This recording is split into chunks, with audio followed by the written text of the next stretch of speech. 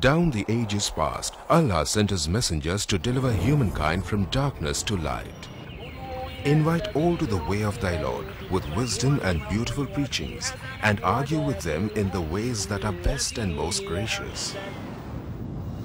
That's also the ongoing mission of Islamic Research Foundation, or IRF, spreading the truth of Allah's final message to mankind.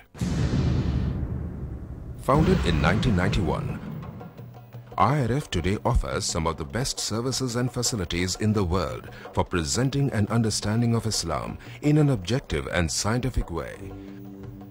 Its programs are primarily focused on correcting misconceptions and promoting understanding of Islam.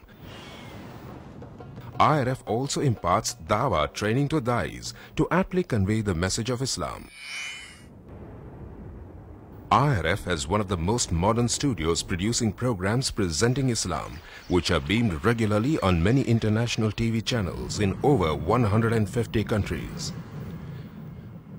Dr. Zakir Naik, President of IRF, reaching out across countries worldwide, from America to Europe to Africa to Asia to Australia, strives to clarify Islamic viewpoints. He dispels the many media myths and anti-Islamic prejudices propagated the world over by anti-Islamic forces. Dr. Zakir Naik is a medical doctor. He is acclaimed the world over for his spontaneous and convincing replies to questions posed by critics and skeptics during the question and answer sessions after his talks. He is also renowned for his verbatim quotes with references from major religious scriptures of the world.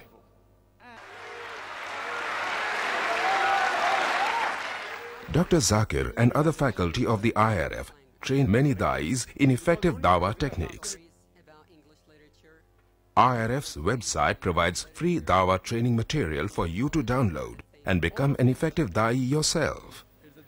Dr. Zakir Naik's talks are available on audio and video, cassettes, CDs and DVDs the world over. IRF today is creating a change in the hearts and minds of millions of Muslims and non-Muslims worldwide towards a proper understanding and respect for Islam. Have a question or doubt about Islam and its teachings? Now you know one of the best resource centers to get convincing answers from is Islamic Research Foundation, 5658 Tandil Street, North Dongri, Mumbai 400009, India. Phone 2373-6875. Fax 9122-2373-0689. Email islam@irf.net. For more information, log on to our website www.irf.net.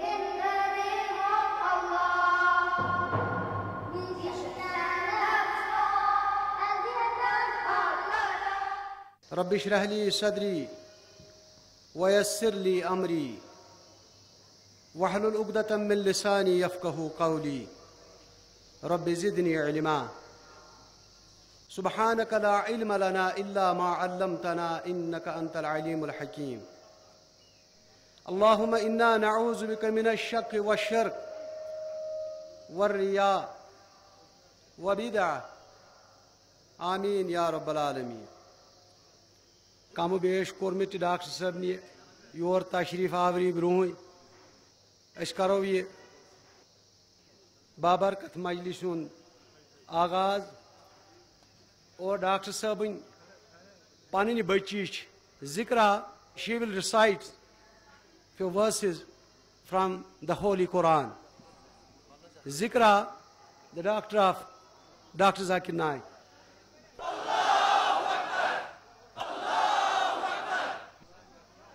أعوذ أعوذ بالله من الشيطان الرجيم. بسم الله الرحمن الرحيم. والفجر وليال عشر والشفع والوتر والليل إذا يسر هل في ذلك قسم لذي حجر ألم تر كيف فعل ربك بعاد إرم ذات العماد التي لم يخلق مثلها في البلاد وثمود الذين جابوا الصخر بالواد وفرعون ذي الأوتاد الذين طغوا في البلاد فأكثروا فيها الفساد وصب عليهم ربك سوط عذاب إن ربك لبالمرصاد فأما الإنسان إذا ما ابتلاه ربه فأكرمه ونعمه فيقول ربي أكرمن وأما إذا ما ابتلاه فقدر عليه رزقه فيقول ربي أهانن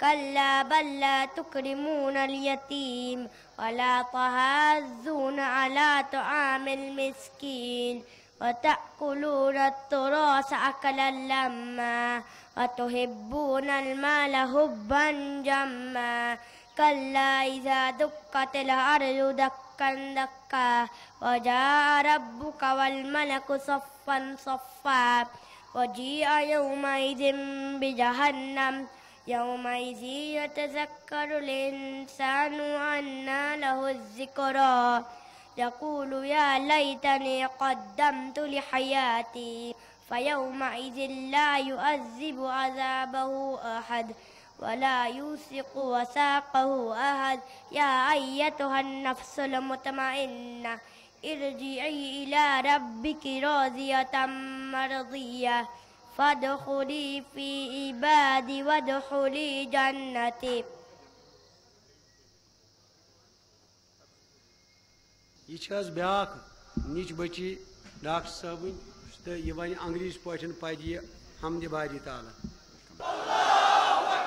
Muhammad alayhi salam sat quietly in the evening. His companions asked, "O beautiful man, why do you sit here grieving?" My ummah, those who follow me, the future of their faith makes me worthy till I cry. My brothers and sisters in Islam, will they be strong and carry on after I die? The Prophet stood silently and prayed. His brow becoming wet as he cried for all his fears. Oh Allah, don't let this nation fail.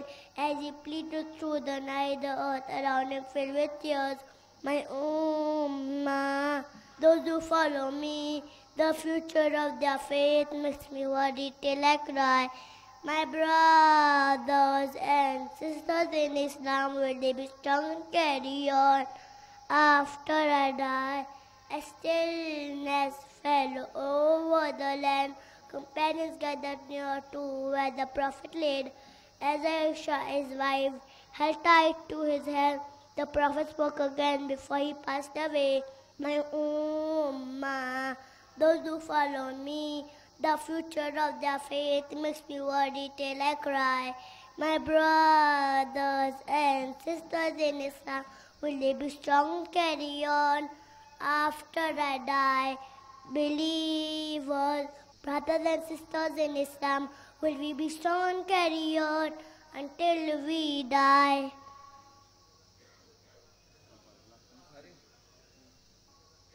یہ چھُ حظ لڑکہٕ doctor Zakir Naik صٲبُن.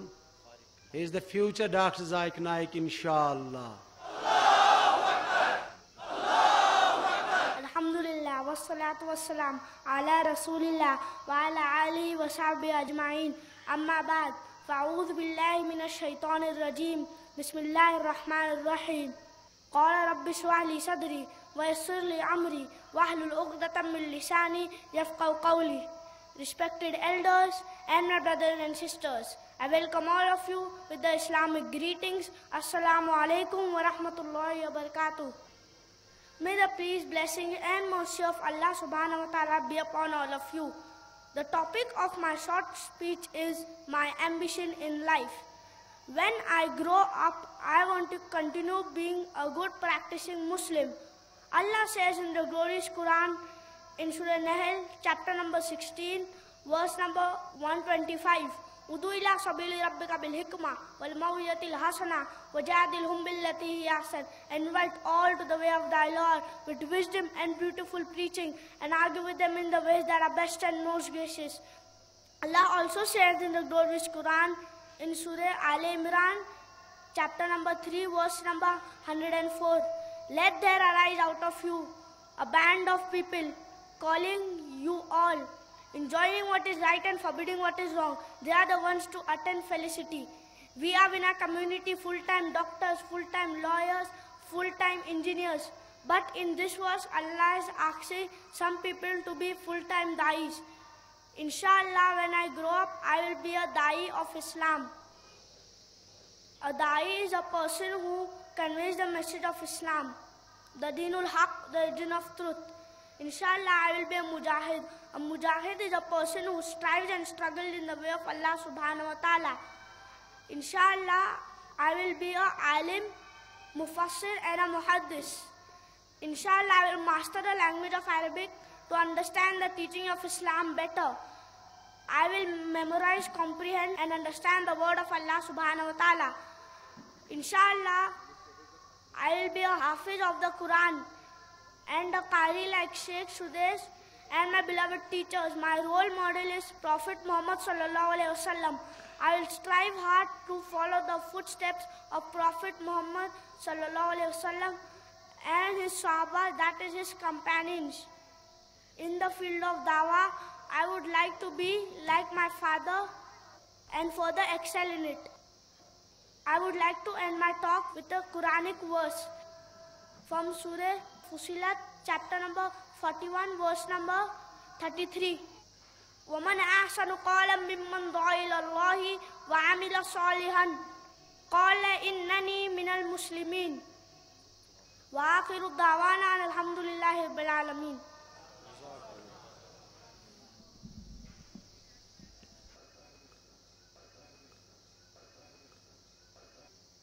हजारों साल नरगिस अपनी बेनूरी पर रोती है, बड़ी मुश्किल से होता है चमन में दीदवर पैदा। मोहतरम मुकर्रम अजीज़ मेहमान, मिल्लत इस्लामिया के एक अजीम सपूत डॉक्टर जाकिर नाइक साहब, जिनको सुनने के लिए आप तमाम हजरात सुबह से ही इस मैदान में जमे हुए, मैं उनके और आपके दरमियान कतअन हाइल न होते हुए फ़ौरन गुजारिश करूंगा अपने मोहतरम मेहमान से कि वो डाइस पर तशरीफ़ लाएं और अपनी तकरीर शुरू करें। मोहतरम डॉक्टर जाकिर नाइक साहब। अल्हम्दुलिल्लाह वस्सलातु वस्सलाम अला रसूलिल्लाह व अला आलिहि व अस्हाबि अजमईन, अम्मा बाद। अऊज़ु बिल्लाहि मिनश शैतानिर रजीम, बिस्मिल्लाहिर रहमानिर रहीम। व लक़द यस्सरनल क़ुरआन लिज़्ज़िक्रि फ़हल मिन मुद्दकिर। रब्बि इश्रह ली सदरी व यस्सिर ली अमरी वहलुल उक़दतम मिन लिसानी यफ़क़हू क़ौली। मेरे मोहतरम बुज़ुर्ग, मेरे अजीज़ भाइयों, अस्सलामु अलैकुम व रहमतुल्लाहि व बरकातुहू। जैसे कि आप सब लोग जानते होंगे, मैं अक्सर तकरीर सिर्फ अंग्रेजी में करता हूं, क्योंकि मौलाना शौकत अहमद शाह साहब ने मुझसे इसरार किया कि यहाँ भी तकरीर उर्दू में होनी चाहिए, तो मैं लब्बैक कहा। और ये पहली बार है तारीख के अंदर मेरी पूरी ज़िंदगी में कि मैंने इतने तकरीर कहीं पे कि मैं आधे डज़न से ज़्यादा तकरीर कश्मीर में उर्दू में कर चुका हूँ। ये पहली बार है, क्योंकि उर्दू ज़बान पे मुझे महारत नहीं है, मेरी सारी तालीम अंग्रेज़ी में हुई। तो जो भी गलतियाँ होंगे उसके लिए माजरत चाहता हूँ। आप इंशाअल्लाह غلطیاں کو نظر انداز کیجیے اور تقریر کے موضوع پہ اگر زیادہ توجہ دیں گے تو انشاءاللہ شاید کچھ فائدہ ہوگا.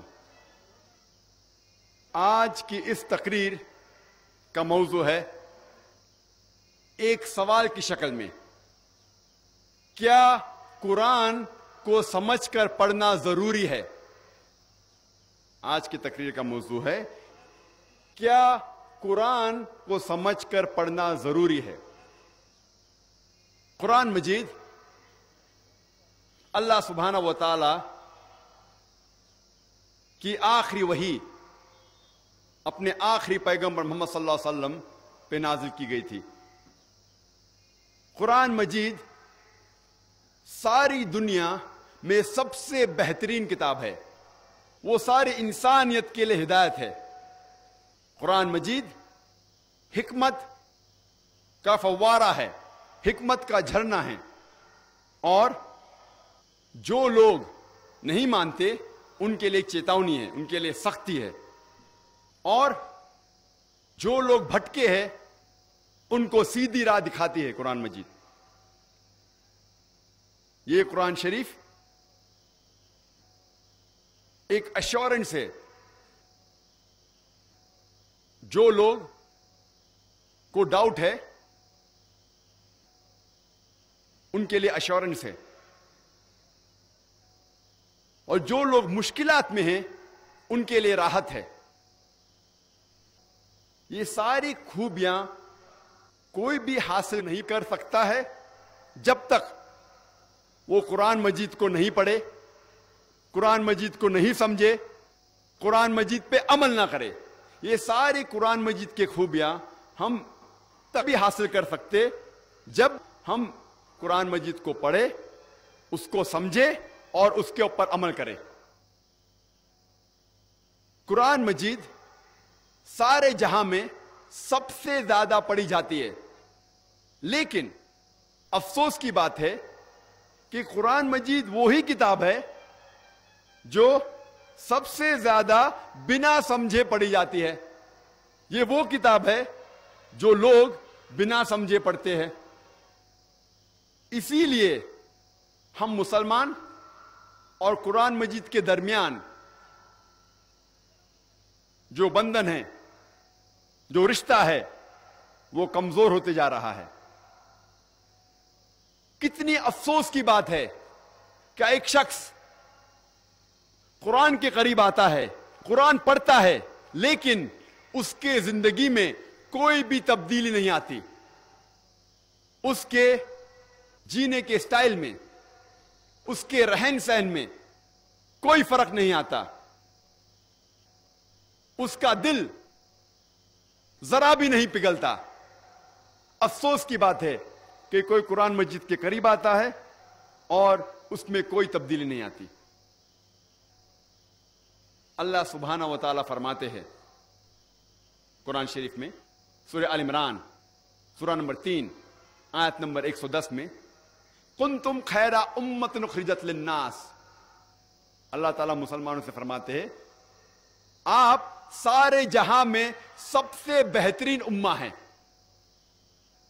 جب بھی کوئی تعریف کی جاتی ہے، جب بھی کوئی عہدہ دیا جاتا ہے، اس کے ساتھ ذمہ داری ہونا ضروری ہے. کوئی بھی عہدے کے ساتھ ذمہ داری ہونا ضروری ہے. جب اللہ سبحانہ و تعالیٰ اس آیت میں فرماتے ہیں، ہم مسلمان سے کہتے ہیں کہ ہم خیر امہ ہیں، سارے جہاں میں سب سے بہترین امہ ہیں، ہمارے اوپر کوئی ذمہ داری نہیں ہے. اسی آیت میں اللہ سبحانہ و تعالیٰ ذمہ داری بھی کہتے.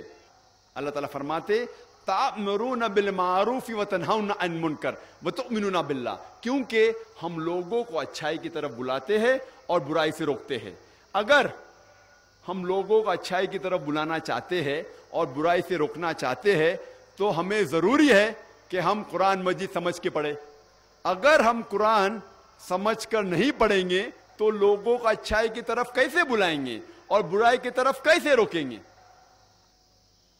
اور اگر ہم قرآن مجید سمجھ کر نہیں پڑھے اور لوگوں کو اچھائی کی طرف نہیں بلائے اور برائی سے نہیں روکے تو ہم خیرہ امہ کہلانے کے لائق نہیں ہیں، ہم مسلمان کہلانے کے لائق نہیں ہیں۔ یہ لفظ قرآن عربی لفظ قرأ یا اقرا سے آتا ہے، جس کے معنی ہے کہ پڑھو۔ آؤ ہم آج جانچے کہ کیوں مسلمان قرآن مجید سمجھ کر نہیں پڑھتے۔ آؤ ہم سمجھے کہ ہم مسلمان کیوں بہانے بناتے ہیں قرآن مجید کو سمجھ کر نہیں پڑھنے کے۔ سب سے پہلا جو بہانہ ہے وہ ہے کہ ہم عربی زبان نہیں جانتے۔ یہ حقیقت ہے کہ ساری دنیا میں 20% سے زیادہ مسلمان ہیں۔ سارے دنیا میں 125 کروڑ سے زیادہ مسلمان ہیں، لیکن لگ بھگ صرف 15% مسلمان عرب ہیں جن کی مادری زبان عربی ہے، اور عرب مسلمان کے علاوہ چند مسلمان عربی زبان جانتے ہیں۔ اس کے معنی 80% سے زیادہ مسلمان عربی زبان نہیں سمجھتے۔ جب بھی کوئی بچہ پیدا ہوتا ہے، ماں کے پیٹ کے باہر نکلتا ہے، ماں کے پیٹ میں سے نکلتا ہے، وہ کوئی بھی زبان نہیں جانتا۔ وہ سب سے پہلے اپنی مادری زبان، اپنی ماں کی زبان سیکھتا ہے تاکہ وہ گھر والوں سے گفتگو کر سکے۔ اس کے بعد وہ محلے کی زبان سیکھتا ہے تاکہ وہ محلے والے سے گفتگو کر سکے۔ پھر جب وہ تعلیم حاصل کرتا ہے اسکول میں یا کالج میں، جس زبان میں تعلیم حاصل کرتا ہے اس زبان کو سیکھتا ہے۔ ہر انسان کم از کم 2 یا 3 زبان سمجھ سکتا ہے۔ کچھ انسان 4، کچھ انسان 5 زبان سمجھ سکتے ہیں، کچھ لنگوسٹ ہیں، کئی زبان بول سکتے ہیں اور سمجھ سکتے ہیں، لیکن عام انسان کم از کم 2 یا 3 زبان سمجھ سکتا ہے اور جانتا ہے۔ کیا ہمیں ضروری نہیں کہ ہم وہ زبان سمجھے اللہ سبحانہ و تعالیٰ نے جس زبان میں آخری پیغام انسانیت کے لیے پیش کیے؟ کیا ہمیں ضروری نہیں کہ ہم عربی زبان جانیں؟ اور عمر کبھی بھی کوئی بھی اچھے کام کے لیے رکاوٹ نہیں ہے۔ میں آپ کو مثال پیش کرنا چاہتا ہوں ڈاکٹر موریس بکیل کی۔ ڈاکٹر موریس بکیل ایک کرسچن تھے، عیسائی تھے۔ انہیں فرینچ اکیڈمی ایوارڈ ملا تھا ان دا فیلڈ آف میڈیسن، اور انہیں چنا گیا تھا کہ فرعون کی لاش جو بچ گئی تھی اور جو لوگ نے ڈھونڈا 19ویں صدی میں، اسے میوزیم میں رکھا گیا تھا ایجپٹ کے، تو ڈاکٹر موریس بکیل کو چنا گیا تھا اس لاش کے اوپر تحقیق کرنے کو۔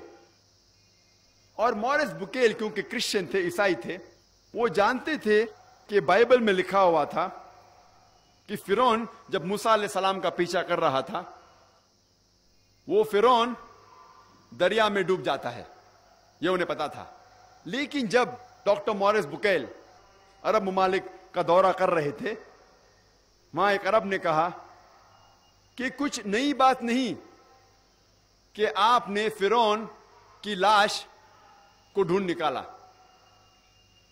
کیونکہ اللہ سبحانہ و تعالیٰ فرماتے ہیں سورہ یونس میں، سورہ نمبر 10 آیت نمبر 92 میں، اللہ سبحانہ و تعالیٰ فرماتے کہ ہم فرعون کی لاش کو حفاظت سے رکھیں گے، محفوظ رکھیں گے، تاکہ ساری دنیا کے لیے وہ ایک نشانی بنے۔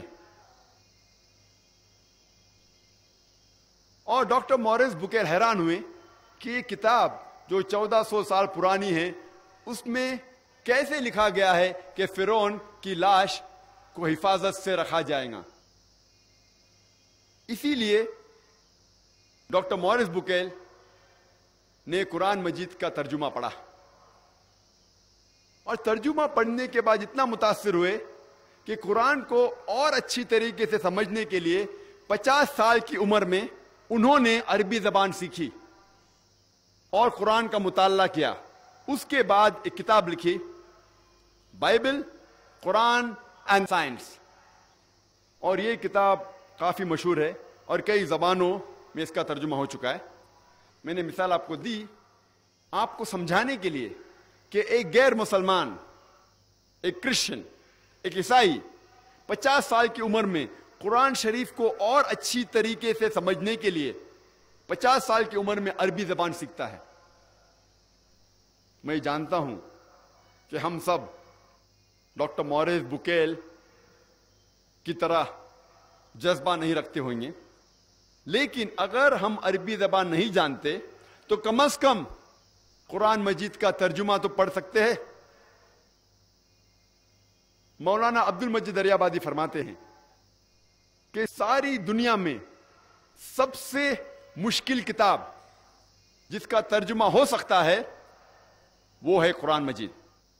قرآن مجید ساری دنیا میں سب سے مشکل کتاب ہے جس کا ترجمہ ہو سکتا ہے، کیونکہ قرآن مجید کی زبان اللہ سبحانہ و تعالیٰ کی طرف سے ہے اور ایک بہترین زبان ہے، ایک معجزہ ہے. قرآن مجید کی ایک ہی آیت ایک انٹلیکچوئل، ایک ذہین آدمی کو متاثر کرتی ہے اور وہی آیت ایک عام آدمی کو متاثر کرتی ہے. یہ خوبی ہے قرآن مجید کی. اور کئی عربی الفاظ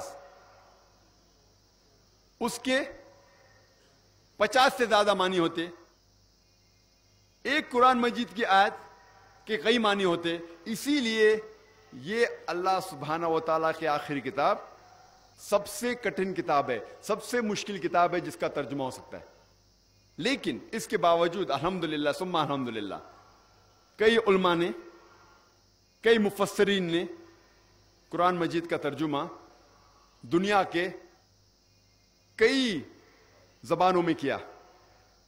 جتنے میجر لینگویجز ہے، جتنے سب سے زیادہ بولی جانے والی دنیا کے زبانیں ہیں، اس کے اندر الحمدللہ ثم الحمدللہ قرآن مجید کا ترجمہ ہو چکا ہے.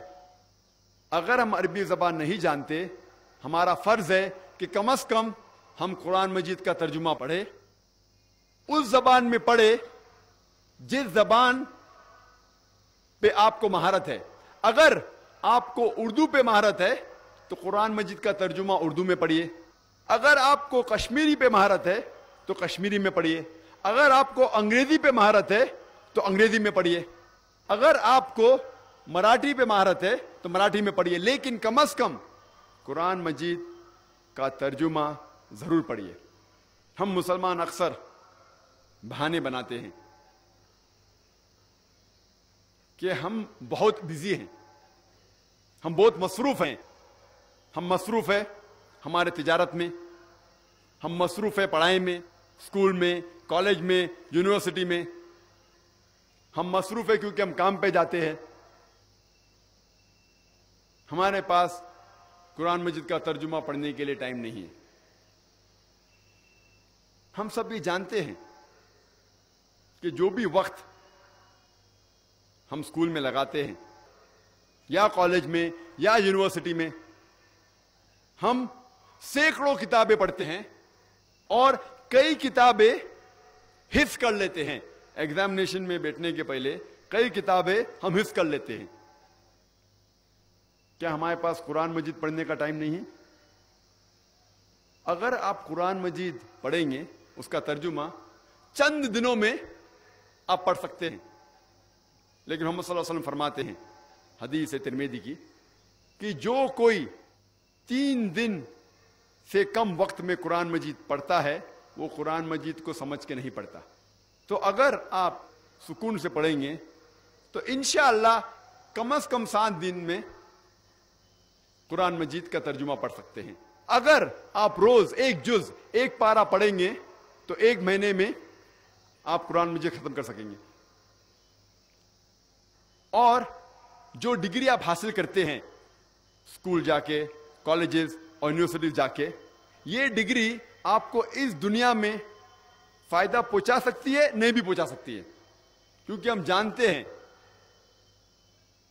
کئی ڈگری والے بے کام ہیں, ان کے پاس کام نہیں ہے. لیکن اللہ سبحانہ و تعالیٰ وعدہ دیتے ہیں کہ اگر آپ اس قرآن کو سمجھ کے پڑھیں گے تو آپ کو آخرت میں ہی نہیں لیکن اس دنیا میں بھی انشاءاللہ فائدہ ہوگا. اللہ تعالیٰ فرماتے ہیں سورہ بقرہ میں سورہ نمبر 2 آیت نمبر 1 اور 2, الف لام میم ذالک الکتاب لا ریب فیہ. الف لام میم, یہ وہ کتاب ہے جس میں کوئی شک نہیں جو تقوی رکھتے ہیں. اور اللہ تعالیٰ کئی آیت میں فرماتے کہ اس قرآن مجید میں آپ کے لیے کئی فائدے ہیں. مثال کے طور پہ اگر آپ کا کوئی قریب دوست فرانس سے آتا ہے اور آپ کے ساتھ کشمیر میں اس کشمیر کو دیکھنے کے لیے آتا ہے, کیونکہ وہ سنا ہوتا ہے کہ کشمیر دھرتی کے اوپر ایک جنت جیسی چیز ہے. جو جنت اللہ تعالیٰ قرآن میں ذکر کرتے وہ تو کئی اچھی ہے, لیکن اگر اس دنیا میں آپ جنت دیکھنا چاہتے ہیں تو کشمیر کی سیر کرو, کشمیر کو دیکھو. تو آپ کا ایک قریب دوست فرانس سے آتا ہے اور کشمیر کی سیر کرتے ہوئے اننت ناگ, اسلام آباد بھی آتا ہے اور آپ کے ساتھ ایک ہفتے ساتھ میں گزارتا ہے, آپ کے گھر میں رہتا ہے, آپ کا بہت قریب دوست ہے. ایک ہفتے آپ کے ساتھ رہتا ہے, پھر کشمیر گھومتا ہے, پھر واپس چلے جاتا ہے. وہ دوست, اس کو فرینچ زبان پہ مہارت ہے, اردو زبان کچھ ٹوٹی پوٹی انداز سے آپ سے گفتگو کر لیتا ہے, لیکن اس کو مہارت ہے فرینچ میں. وہ جب اپنے گھر واپس لوٹ جاتا ہے, فرانس سے خط لکھتا ہے آپ کو, لیکن فرینچ میں لکھتا ہے. آپ جب خط کھولتے ہیں, آپ کو فرینچ نہیں پتا, تو آپ کیا کرتے ہیں؟ آپ کو جب آپ کا قریب دوست فرینچ میں خط لکھیں گا اور آپ کو اس کو پڑھنے نہیں آئے گا, آپ اس کو سمجھ نہیں سکیں گے, تو آپ کیا کریں گے؟ آپ کیا کریں گے؟ آپ کسی سے اس خط کا ترجمہ کریں گے. آپ ڈھونڈیں گے وہ شخص جو فرینچ جانتا ہے تاکہ وہ آپ کو اپنے دوست کا خط کا ترجمہ کر سکتا ہے. کیونکہ آپ جاننا چاہتے ہیں کہ آپ کے قریب دوست نے آپ کو خط میں کیا لکھا. آپ کوئی بھی حالت میں اس خط کا ترجمہ کریں گے اور جاننا چاہیں گے کہ آپ کے دوست نے آپ کو کیا لکھا. کیا آپ کا فرض نہیں ہوتا کہ آپ جاننا چاہیں گے آپ کے خالق, آپ کے رب اللہ سبحانہ و تعالی نے اپنے آخری پیغام قرآن مجید میں کیا لکھا ہے آپ کے لیے؟ آپ جب اپنے دوست کا خط ترجمہ کرنے کے لیے محنت کریں گے, کیا آپ کا فرض نہیں بنتا کہ آپ جانیں آپ کے خالق, آپ کے رب, آپ کے اللہ سبحانہ و تعالیٰ نے آپ کے لیے کیا پیغام لکھا؟ ہمیں قرآن شریف کا ترجمہ کرنے کی ضرورت نہیں. الحمدللہ ثم الحمدللہ قرآن مجید کا ترجمہ ہو چکا ہے. آپ کو صرف ہدیہ پہ مارکیٹ میں جا کے لینا ہوگا. اور ساری جتنی اہم زبان ہیں ساری دنیا میں, الحمدللہ ان زبانوں میں قرآن مجید کا ترجمہ ہو چکا ہے. ہمیں قرآن مجید کا ترجمہ پڑھنا چاہیے وہ زبان میں جس زبان میں آپ کو مہارت ہے. اور اکثر ہم مسلمان سمجھتے ہیں کہ یہ قرآن صرف مسلمانوں کے لیے ہے اور یہ قرآن مجید غیر مسلمانوں کو نہیں دینا چاہیے. یہ ہماری غلط فہمی ہے, ہمارا وہم ہے. کیونکہ اللہ سبحانہ و تعالیٰ فرماتے ہیں قرآن شریف میں سورہ ابراہیم میں سورہ نمبر 14 آیت نمبر 1, الف لام را. یہ کتاب نازل کی گئی تھی محمد صلی اللہ علیہ وسلم پہ تاکہ وہ ساری انسانیت کو اندھیرے سے روشنی میں لے آئے. قرآن مجید میں یہ نہیں لکھا ہوا ہے کہ قرآن مجید صرف مسلمان یا صرف عربوں کے لیے ہے. یہاں اللہ تعالیٰ فرماتے ہیں یہ قرآن شریف محمد صلی اللہ علیہ وسلم پہ نازل کی گئی تھی تاکہ وہ انسانیت کو اندھیرے سے روشنی میں لے کے آئے. اللہ تعالیٰ فرماتے ہیں سورہ ابراہیم میں سورہ نمبر 14 آیت نمبر 52 میں، آیت نمبر 52 میں کہ یہ قرآن مجید ساری انسانیت کے لیے پیغام ہے، اور ان کے لیے جو سمجھتے ہیں، اور ان سے کہہ دو کہ اللہ سبحانہ و تعالیٰ ایک ہے، اور سمجھنے والے اللہ کے کلام کو سمجھیں گے. اللہ تعالیٰ فرماتے ہیں سورہ بقرہ میں سورہ نمبر 2 آیت نمبر 185، اللہ تعالیٰ فرماتے ہیں رمضان وہ مہینہ ہے جس میں قرآن شریف نازل ہو چکا تھا، اور یہ سارے انسانیت کے لیے ہدایت کی کتاب ہے تاکہ لوگ سمجھ سکے غلط کیا ہے اور صحیح کیا ہے. قرآن میں لکھا ہوا ہے کہ قرآن صرف مسلمانوں یا عربوں کے لیے ہدایت نہیں، سارے انسانیت کے لیے ہدایت ہے. اللہ تعالیٰ فرماتے ہیں سورہ الزمر میں چیپٹر نمبر 39 سورہ نمبر 39 آیت نمبر 41 میں کہ ہم نے قرآن نازل کی محمد صلی اللہ علیہ وسلم پہ یہ کتاب تاکہ وہ ہدایت دے انسانوں کو. قرآن میں یہ نہیں لکھا ہے کہ صرف مسلمان یا عربوں کو ہدایت دے، سارے انسانیت کو ہدایت دے. اور ہمارے آخری پیغمبر محمد صلی اللہ علیہ وسلم صرف عربوں یا صرف مسلمانوں کے لیے نہیں بھیجے گئے تھے. اللہ تعالیٰ فرماتے ہیں سورہ انبیاء میں سورہ نمبر 21 آیت نمبر 107 میں وَمَا أَرْسَلْنَاكَ إِلَّا رَحْمَةً لِلْعَالَمِينَ، ہم نے تمہیں نہیں بھیجا لیکن صرف ایک رحمت ساری انسانیت کے لیے، سارے جہاں کے لیے.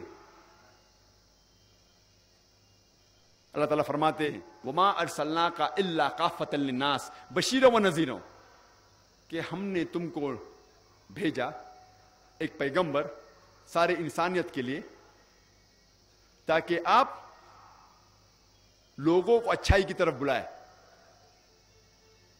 اور برائی سے روکے. لیکن اکثر لوگ اب بھی نہیں جانتے. ہمیں قرآن مجید کے ان آیتوں سے سمجھ میں آتا ہے کہ قرآن مجید اور محمد صلی اللہ علیہ وسلم سارے انسانیت کے لیے بھیجے گئے تھے، مسلمانوں کے لیے بھی اور غیر مسلمانوں کے لیے بھی. لیکن ہم مسلمان لوگ قرآن مجید کو سمجھ کے تو پڑھتے نہیں، لیکن اتنی حفاظت کرتے اس کی کہ دوسروں کو بھی پڑھنے نہیں دیتے.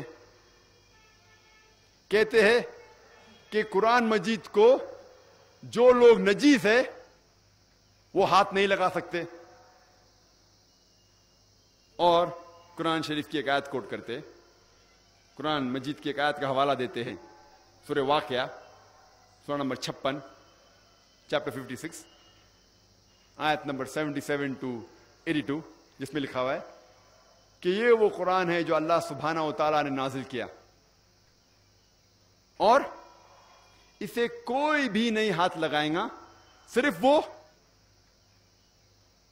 جو مطہرین ہیں. لوگ سمجھتے ہیں اس آیت سے یہ معلوم ہوتا ہے کہ کوئی بھی نہیں ہاتھ لگا سکتا ہے صرف جو وضو میں ہیں اور جو پاک ہیں. اگر اس آیت کی معنی ہوتی کہ کوئی بھی قرآن شریف کو، اس قرآن شریف جو مصحف ہے اس کو کوئی نہیں ہاتھ لگا سکتا ہے صرف وہ جو پاک ہے جو وضو میں، تو کوئی بھی شخص، کوئی بھی غیر مسلمان دکان پہ جا کے 100 روپے میں 150 روپے میں قرآن مجید خرید سکتا ہے اور ہاتھ لگا سکتا ہے، اور قرآن مجید غلط ثابت ہو جائے گا. جب قرآن مجید کہتے ہیں اس کا مطلب یہ مصحف نہیں ہے، یہ قرآن شریف کتاب نہیں ہے، وہ قرآن مجید جو لوح محفوظ میں ہے، جس کا ذکر سورہ برج میں بھی ہے سورہ نمبر 85 آیت نمبر 22 میں لوح محفوظ. اگر آپ دیکھیں گے اس آیت کہ نزول قرآن کیوں نازل ہوا، کچھ لوگ کہتے تھے، کئی لوگ کافر اور مشرکین کہتے تھے کہ محمد صلی اللہ علیہ وسلم کو نعوذ باللہ یہ وحی شیطان کی طرف سے آتی تھی. اللہ سبحانہ و تعالیٰ فرماتے ہیں کہ یہ لوح محفوظ کے نزدیک کوئی بھی نہیں آ سکتا ہے، صرف وہ لوگ جو مطہرین ہیں. مطہرین کے معنی وہ جس نے کوئی بھی گناہ نہیں کیا، وہ بالکل پاک ہے، صرف جسم سے نہیں، سارے طریقے سے. اس کے معنی ہے کہ فرشتے. اور اگر آپ پڑھیں گے طبری کے تفسیر کے اندر، وہ کہتے ہیں کہ یہ قرآن مجید کا جو ذکر ہو رہا ہے اس قرآن کا جو 7ویں آسمان پہ ہے لوح محفوظ میں، اور انہیں کوئی نہیں ہاتھ لگا سکے گا، صرف فرشتے. تو شیطان تو قریب آ ہی نہیں سکتا. اس کے معنی یہ نہیں کہ کوئی بھی انسان جو پاک نہیں ہے وہ ہاتھ نہیں لگا سکتا. ہاں، پاک ہونا، وضو میں ہونا اچھی بات ہے، لیکن اس آیت سے یہ نہیں ثابت ہوتا ہے کہ فرض ہے. اور کچھ لوگ کہتے ہیں ہم قرآن مجید کا صرف ترجمہ دیں گے، عربی متن قرآن شریف عربی میں ساتھ ساتھ نہیں دیں گے. اگر کوئی صرف ترجمہ بھی دینا چاہتا ہے مجھے کوئی اعتراض نہیں، لیکن میں خصوصاً جب میں دیتا ہوں کوئی غیر مسلمان کو قرآن، ترجمے کے ساتھ عربی متن عربی قرآن بھی دیتا ہوں، کیونکہ ترجمے میں کوئی بھی غلطی اگر ہو، اور ترجمے تو انسان کرتے ہیں، غلطی تو کہاں نہ کہاں کریں گے ہی. اگر کوئی ترجمے میں غلطی ہوں گی تو وہ اللہ سبحانہ و تعالیٰ کی طرف سے نہیں ہے، وہ انسان کی طرف سے ہے. اسی لیے میں خود ترجمے کے ساتھ عربی بھی دینا پسند کرتا ہوں، کیونکہ مثال کے طور پہ اکثر آپ اگر پڑھیں گے سورہ لقمان کی آخری آیت، سورہ لقمان سورہ نمبر 31 آیت نمبر 34 میں ذکر کرتا ہے اللہ تعالیٰ کہ اللہ کے علاوہ کوئی بھی نہیں جانتا کہ ماں کے پیٹ کے اندر جو بچہ ہے وہ کیسا ہوگا. اگر آپ اردو ترجمہ پڑھیں گے، اکثر اردو ترجمے میں لکھا ہوا ہے کہ کوئی بھی نہیں جانتا کہ ماں کے پیٹ کے اندر جو بچے کا جنس ہے وہ لڑکا ہے کہ لڑکی ہے، کوئی نہیں جانتا، صرف اللہ تعالیٰ جانتے ہیں. اور اگر کوئی غیر مسلمان پڑھیں گا کہ قرآن شریف میں اللہ تعالیٰ فرماتے ہیں کہ اللہ کے علاوہ کوئی بھی نہیں جانتا ماں کے پیٹ کے اندر لڑکا ہے کہ لڑکی ہے، اور اگر وہ ذرا بھی سائنس کے بارے میں جانتا ہے، وہ کہیں گا یہ غلط ہے، کیونکہ آج سائنس ایڈوانس ہو چکی ہے. الٹراسونوگرافی، ایمنیوسینٹس کے ذریعے آسانی سے ہمیں پتہ چل سکتا ہے کہ ماں کے پیٹ کے اندر لڑکا ہے لڑکی ہے. اگر آپ عربی پڑھیں گے اس کے اندر لفظ جنس ہے ہی نہیں، اس میں صرف یہ لکھا ہوا ہے کہ کوئی بھی نہیں جانتا، صرف کوئی بھی نہیں جانتا ماں کے پیٹ کے اندر بچہ کیسا ہوگا، صرف اللہ تعالیٰ کے علاوہ. کیسا ہوگا کہ مانی وہ ماں کے پیٹ کے باہر نکلنے کے بعد اچھا ہوگا یا برا ہوگا، معاشرے کے لیے فائدے مند ہوگا یا نقصان دار، وہ آخرت میں جنت جائے گا یا جہنم جائے گا، کوئی بھی نہیں جانتا. اور سارے ڈاکٹر سارے مشین بھی اکٹھا کریں گے تو کوئی بھی یہ نہیں کہہ سکے گا کہ وہ لڑکا وہ بچہ جنت میں جائیں گا جہنم میں جائیں گا. تو اس میں غلطی ہے ترجمے کرنے والے کی. تو اسی لیے میں خصوصاً چاہتا ہوں کہ جب بھی ترجمہ دے غیر مسلمان کو تو عربی کے ساتھ دے، تو ہم کہہ سکتے ہیں کہ عربی کے اندر یہ غلطی نہیں ہے، یہ ترجمہ کرنے والے کی غلطی ہے. اور جو لوگ کہتے ہیں کہ اگر آپ عربی قرآن غیر مسلمان کو دیں گے اور آپ کو سزا ملیں گی، تو میں کہتا ہوں کوئی حرج نہیں. اگر اللہ تعالیٰ مجھے ذمہ دار ٹھہرائیں گے عربی قرآن کوئی غیر مسلمان کو دینے کے لیے، تو میں میرے آخری رسول محمد صلی اللہ علیہ وسلم کے ساتھ ہوں گا. کیونکہ محمد صلی اللہ علیہ وسلم کی سیرت سے میں یہ معلوم ہوتا ہے کہ محمد صلی اللہ علیہ وسلم نے غیر مسلمان بادشاہوں کو خط لکھوائے، صحابہ سے کہا کہ خط لکھو، اور اس خط میں قرآن کے آیت بھی لکھوائے. کئی بادشاہوں کو لکھا، یمن کے بادشاہ، مصر کے بادشاہ، ایمپر ہرکولس، کئی بادشاہوں کو لکھا کہ آپ اسلام قبول کرو.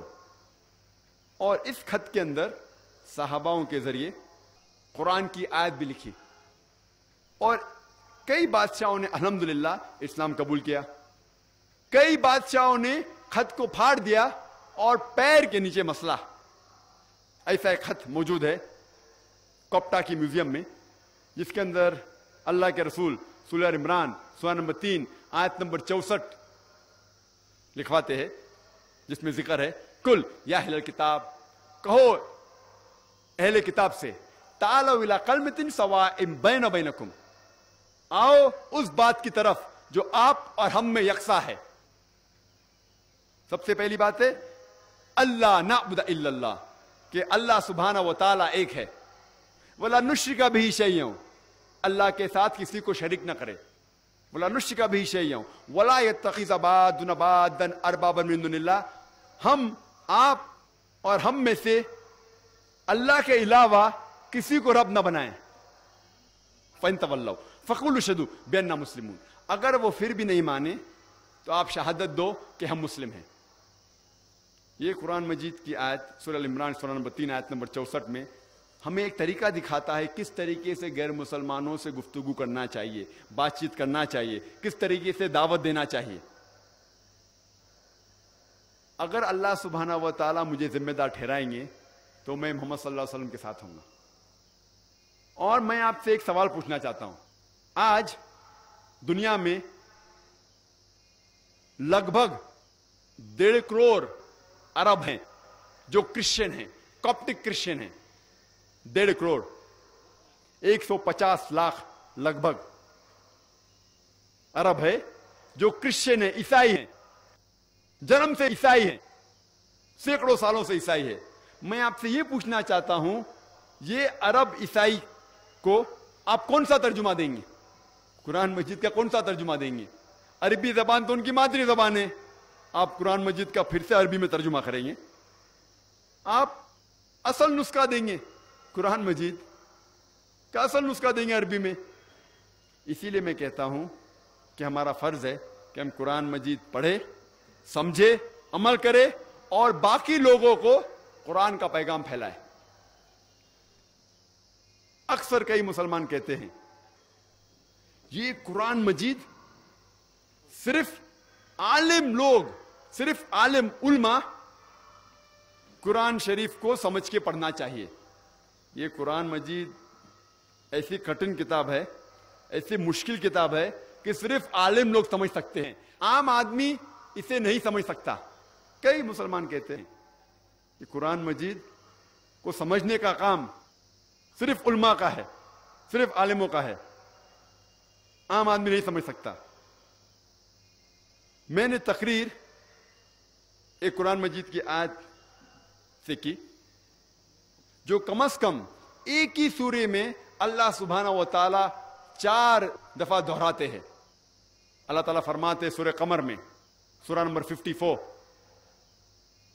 सूरह नंबर 54, अल्लाह ताला फरमाते आयत नंबर 17 में, आयत नंबर 22 में, आयत नंबर 32 में और आयत नंबर 40 में, वलक़द यस्सरनल कुरान लिज़िक्रि फ़हल मिन मुद्दकिर, हमने कुरान आपके लिए आसान बनाया, आप समझ सके इसे, आप इसे याद रख सके।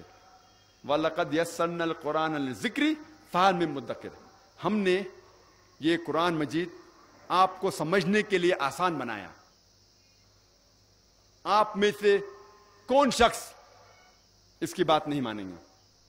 जब अल्लाह सुब्हाना व तआला कई आयतों में फरमाते हैं कि हमने कुरान आपको समझने के लिए आसान बनाया, आप अल्लाह ताला की बात मानेंगे या वो मुसलमान की जो कहते सिर्फ उल्मा के लिए है?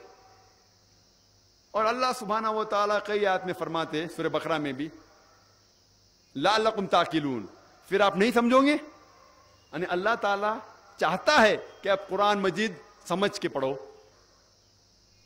लेकिन अल्लाह सुब्हाना व तआला इसके साथ में यह भी फरमाते हैं सूरह नहल में, सूरह नंबर 16 आयत नंबर 43 में, और सूरह अंबिया सूरह नंबर 21 आयत नंबर 7 में अल्लाह ताला फरमाते फस्अलू अहल ज़िक्री इन कुंतुम ला तालमून, अगर आप नहीं कुछ चीज को समझते हैं तो उनसे पूछिए जिसके पास इल्म है।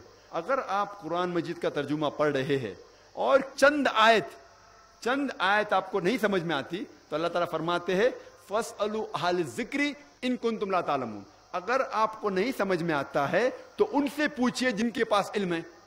अगर आप कुरान मजीद की आयत पढ़ते हैं जिसके अंदर साइंस का जिक्र है, आप किससे पूछेंगे?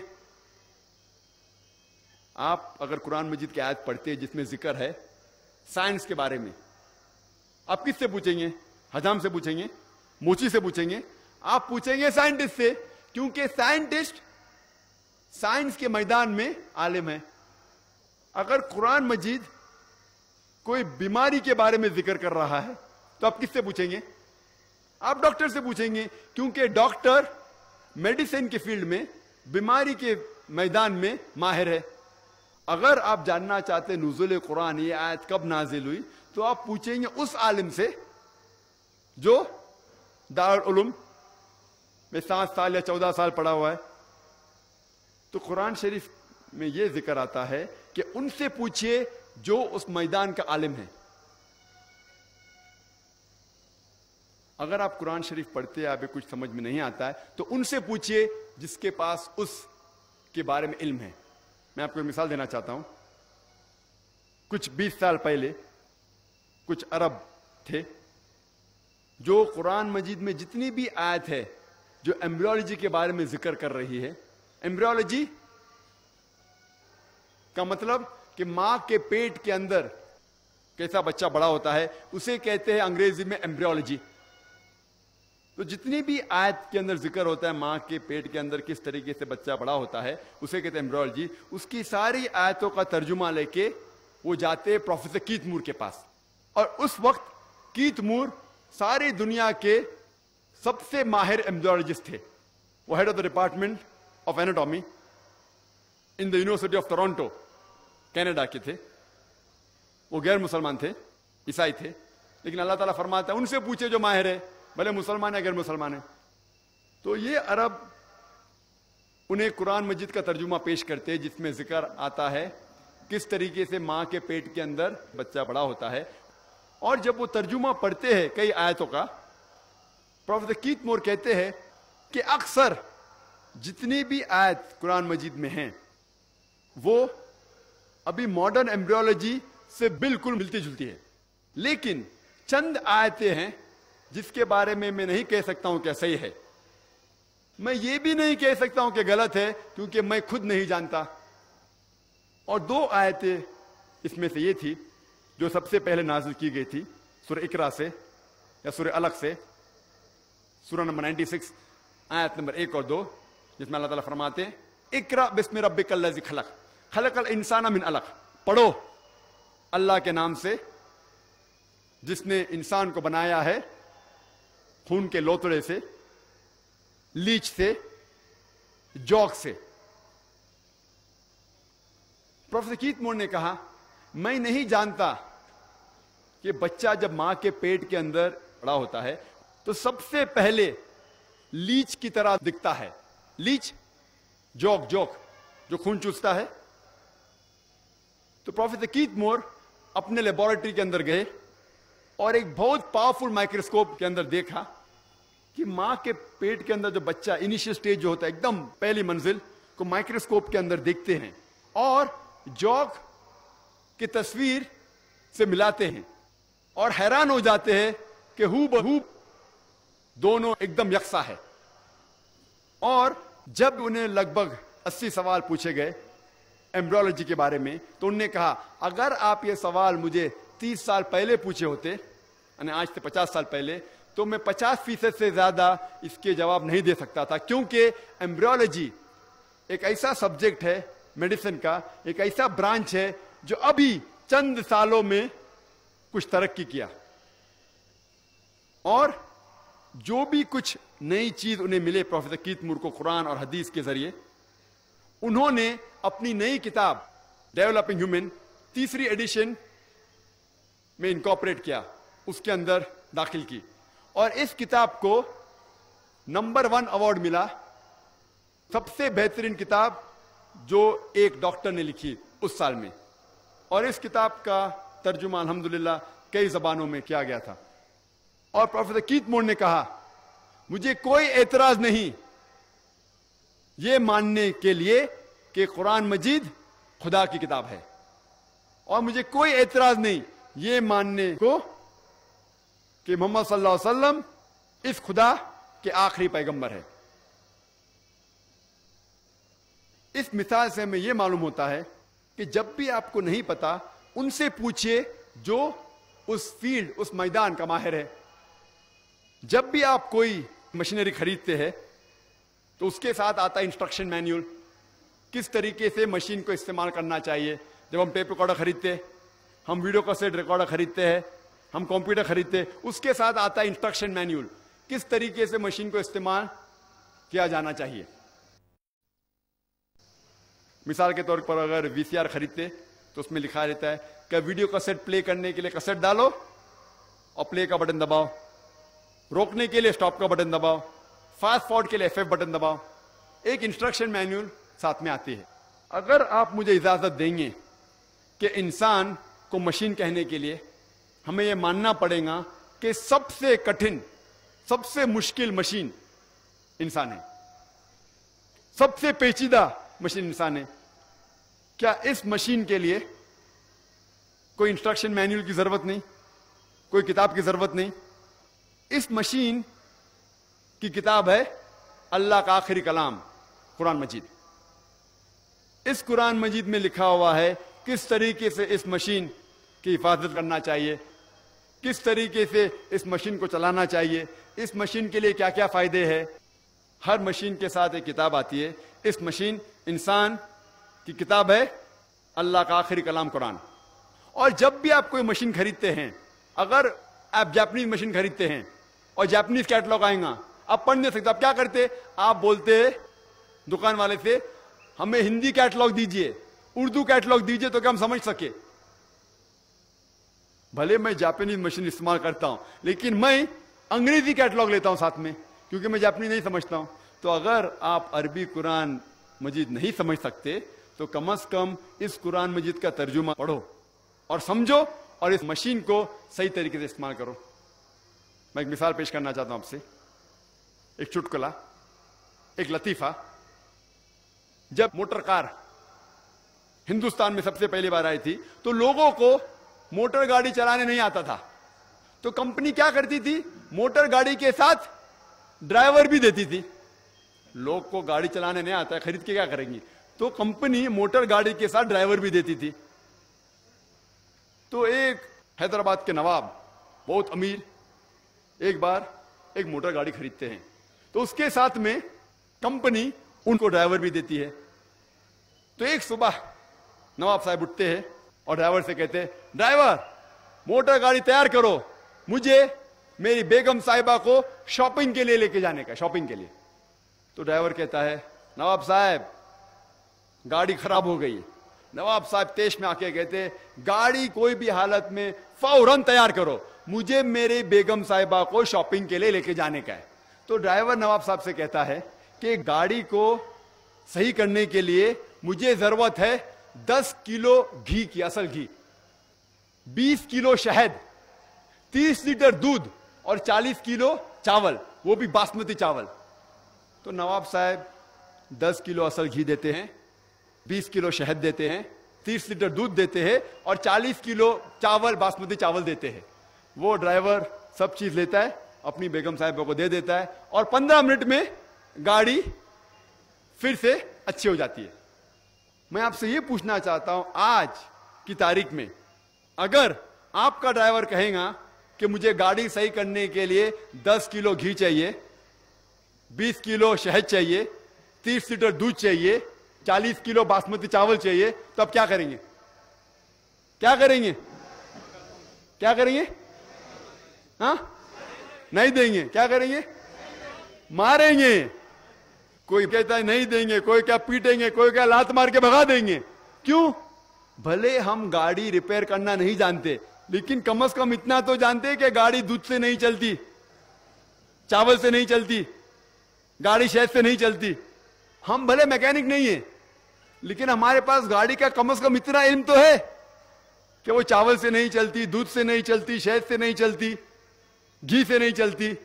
اسی طریقے سے اگر ہر مسلمان قرآن کو کم از کم سمجھ کے پڑھے, بھلے ہم عالم نہیں ہیں, تو کوئی بھی مولانا, کوئی بھی عالم آپ کو گھمائے گا نہیں. آج کے ماحول میں آپ دیکھتے مسلمان فرقوں میں بٹے ہوئے, یہ عالم وہ کہتا ہے, یہ عالم یہ کہتا ہے, یہ عالم وہ کہتا ہے, یہ مولانا یہ کہتا ہے.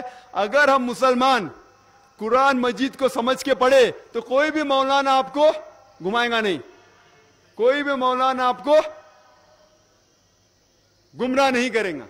ये आज मुसलमानों की हालत जो है, सब जगह मुसलमान पीटे जा रहे हैं क्योंकि हम कुरान मजीद समझ के नहीं पढ़ते। अगर हम कुरान मजीद समझ के पढ़े और इकट्ठा होंगे तो इंशाअल्लाह हम मुसलमानों के बीच कोई फिरका नहीं होगा। अल्लाह ताला फरमाते सूरह इमरान में सूरह नंबर 3 आयत नंबर 103 में, वातसीमू बिहब्लिल्लाहि जमीअन वला तफर्रकू, आप अल्लाह की रस्सी को मजबूती से पकड़िए और आपस में फिरके मत बनाइए। अल्लाह की रस्सी क्या है? कुरान मजीद। अल्लाह की रस्सी है कुरान मजीद और मोहम्मद सल्लल्लाहु अलैहि वसल्लम की सही हदीस। अगर हम कुरान मजीद और सही हदीस को मजबूती से पकड़ेंगे और आपस में फिरके नहीं बनाएंगे, इंशाअल्लाह हम फिर से दुनिया की ऊंचाई पे पहुंचेंगे इंशाअल्लाह। और कई लोग हैं जो ये भी कहते हैं कि कुरान मजीद को अरबी में पढ़ना बिल्कुल जरूरी नहीं है, सिर्फ तर्जुमा पढ़ो काफी है। ये उस तरफ जा रहे हैं। एक मुसलमान उस तरफ जा रहे हैं जो कुरान मजीद को समझ के पढ़ो ही मत, और दूसरे तरफ जो बहुत मॉडर्न मुसलमान है बोलते अरबी में पढ़ के फायदा क्या है। अल्लाह ताला फरमाते सूरह निसा में सूरह नंबर 4 आयत नंबर 171, ला तग़लू फी दीनिकुम, आप दीन के अंदर जाति मत कीजिए, मतलब दायरे के बाहर मत जाइए, दायरे में रहिए। Do not commit axes. अरबी पढ़ने के भी फायदे हैं। अल्लाह ताला फरमाता है सूरह अनकबूत में सूरह नंबर 29 आयत नंबर 45, अल्लाह ताला फरमाते उतलू मा उहिया इलैका मिनल किताबी, आप पढ़ो उस आयत को जो अल्लाह ताला ने नाजिल की इस किताब में। यानी पढ़ना भी अरबी में आपको फायदे पहुंचाएगा।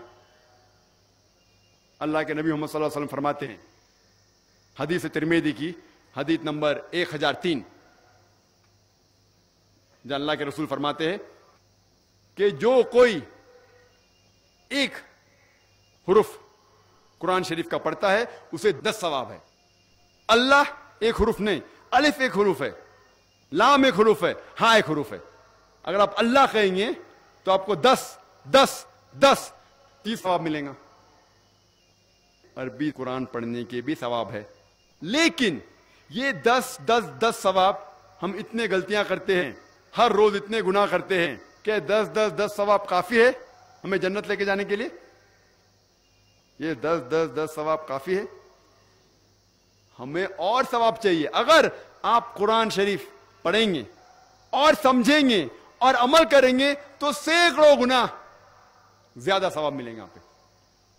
हदीस में आता है इब्न माजा की चैप्टर नंबर 16 हदीस नंबर 219, जो अल्लाह के रसूल कहते हैं, या अबू दर, तुम अगर एक आयत को समझोगे वो 100 रकात नफिल से बेहतर है। अल्लाह के रसूल फरमाते, या अबू दर, तुम अगर एक कुरान की आयत को समझोगे वो 100 रकात सलाह, नवाफिल सलाह से बेहतर है। और एक रकात में कम से कम सूरह फातिहा तो पढ़ना चाहिए आपको, कम से कम 7 आयतें हैं। 100 रकात में कम से कम 700 आयतें हैं। तो अल्लाह के रसूल फरमाते, एक आयत को समझ के पढ़ना, समझना 700 आयत की तिलावत करने से बेहतर है। यानी समझना 700 गुना सिर्फ तिलावत से बेहतर है। अल्लाह के रसूल फरमाते इब्न माजा में, और ये सही हदीस है। हम लोग से पूछते हैं कुरान शरीफ क्यों नाजिल किया गया, तो लोग कहते हैं जब ओपनिंग सेरेमनी होती ना, ओपनिंग सेरेमनी ऑफिस की, तो कुरान शरीफ पढ़ने का। जब घर का इफ्तिताह होते तो कुरान शरीफ पढ़ने का। जब कोई मर गया तो कुरान खानी करते। तो कुरान शरीफ नाजिल किया गया था कुरान खानी के लिए। और लोग करते खत्म कुरान, खत्म कुरान 1 2 3 खत्म कुरान के रमजान में 3 बार 4 बार 10 बार, अल्हम्दुलिल्लाह आपको सवाब मिलेगा, इंशाअल्लाह मिलेगा। लेकिन अगर आप रमजान में 2 बार खत्म कुरान करते हैं, میری یہ رائے رہے گی کہ ایک بار عربی میں پڑھو اور ایک بار ترجمہ پڑھو, وہ بہتر ہے. کم از کم سمجھ میں تو آئیں گا آپ کو. اور اگر آپ چاہتے کہ اوپننگ سرمنی میں قرآن خوانی ہو یا افتتاح ہو گھر کا تو قرآن خوانی ہو, کوئی مر جاتا قرآن خوانی. میں کوئی قرآن کی آیت میں صحیح حدیث میں نہیں جانتا ہوں کہ محمد صلی اللہ علیہ وسلم یا صحابہ کوئی مر جاتا تو قرآن پڑھتے تھے یا کوئی افتتاح کے لیے قرآن پڑھتے تھے. اگر آپ کو قرآن پڑھنے کا ہی ہے تو میں یہ کہتا ہوں کہ آپ قرآن اگر پڑھتے ہیں 100 مائل کی سپیڈ کے اوپر, 30 لوگ کو بلاتے اور 1 گھنٹے میں ختم کرتے, تو میں کہتا ہوں کہ 2 گھنٹے کے لیے بلاؤ, عربی بھی پڑھو ترجمہ بھی پڑھو. نہیں تو 30 کے بدلے 60 لوگ کو بلاؤ. ایک آدمی اگر ایک پارا پڑھتا ہے تو ایک آدمی کو بولا آدھا پارا پڑھو عربی میں اور آدھا پارا ترجمہ پڑھو. کم از کم وہ قرآن تو پڑھنا حدیث میں لکھا نہیں, لیکن کم از کم اگر آپ ترجمہ پڑھیں گے تو آپ کو علم تو حاصل ہوگا اور انشاءاللہ کچھ چیز کے اوپر عمل تو کریں گے. تو قرآن کو سمجھ کے پڑھنا بہت ضروری ہے, بہت ضروری ہے.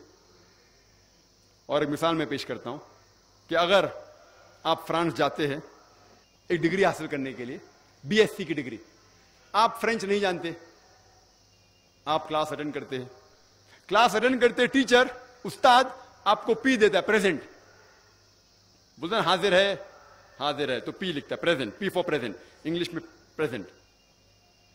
آپ پورا سال پریزنٹ رہتے, پی ملتا ہے آپ کو, آپ خوش ہے. جب ایگزامینیشن آتا ہے تو کوشچن پیپر, سوال کا جو پیپر ہوتا ہے وہ آپ کو فرینچ میں ملتا ہے, آپ کو فرینچ نہیں آتی, آپ کچھ سمجھ نہیں سکتے, لیکن ایگزامینیشن میں بھی آپ کو پریزنٹ ملتا ہے, پی. کیا آپ جواب دے سکیں گے پیپر کا؟ آپ کچھ سوال ہی نہیں سمجھے تو جواب کیا دیں گے؟ تو یہ پی جو ہے وہ پریزنٹ کے لیے, پاس کے لیے نہیں, آپ ایگزامینیشن میں فیل ہو جائیں گے. تو آپ صرف قرآن شریف عربی سے پڑھیں گے, آپ کو پی ملے گا, لیکن وہ پی پاس کے لیے نہیں ہے, پریزنٹ کے لیے, موجود, حاضر. ہمیں غلط فہمی ہے کہ ہم پڑھیں گے تو ہم جنت میں جائیں گے. صرف پڑھنا کافی نہیں ہے, پڑھ کے سمجھو اور قرآن مجید پہ عمل کرو تو انشاءاللہ آپ جنت میں جائیں گے. ہم کیا کرتے, الحمدللہ قرآن مجید کو عزت دیتے, اور اکثر ہم لوگ کیا کرتے, اتنی عزت دیتے کہ اس کا مقصد ہی فوت ہو جاتا ہے. ہم قرآن مجید کو ایک دم اوپر کے شیلف پہ, الماری کے سب سے اونچی جگہ پہ رکھتے ہیں, اتنا اونچا رکھتے ہیں کہ اگر پڑھنے کی چاہت ہو تو چڑھنا نکالنا 10 بار سوچیں گے, اور اس کے اوپر دھول آتی ہے, دھول لگی ہوتی ہے. جو کتاب ہم روز استعمال کرنا چاہتے وہ کتاب ایسے ہائٹ پہ رکھنا چاہیے, ایسے جگہ پہ رکھنا چاہیے جو آسانی سے نکالی جا سکتی. قرآن شریف, قرآن مجید ہمارے لیے ایک ہدایت کی کتاب ہے, روز کی زندگی کے لیے ہدایت ہے. تو ایسے جگہ رکھو کہ فوراً اس کو حاصل کر سکے, پڑھ سکے. کچھ لوگ قرآن مجید کو کپڑے میں, مخمل کے کپڑے میں اتنا ٹائٹ باندھ کے رکھتے ہیں کہ جب پڑھنے کا شوق ہوا تو بولیں گے ارے کھولنے کے لیے 5 منٹ, باندھنے کے لیے 10 منٹ, میرے پاس تو صرف 10 منٹ ہے, جان دو نہیں پڑھوں گا. عزت دینا چاہیے, الحمدللہ اچھی بات ہے, لیکن صرف اوپر کی عزت اور دل میں عزت نے کوئی فائدہ نہیں.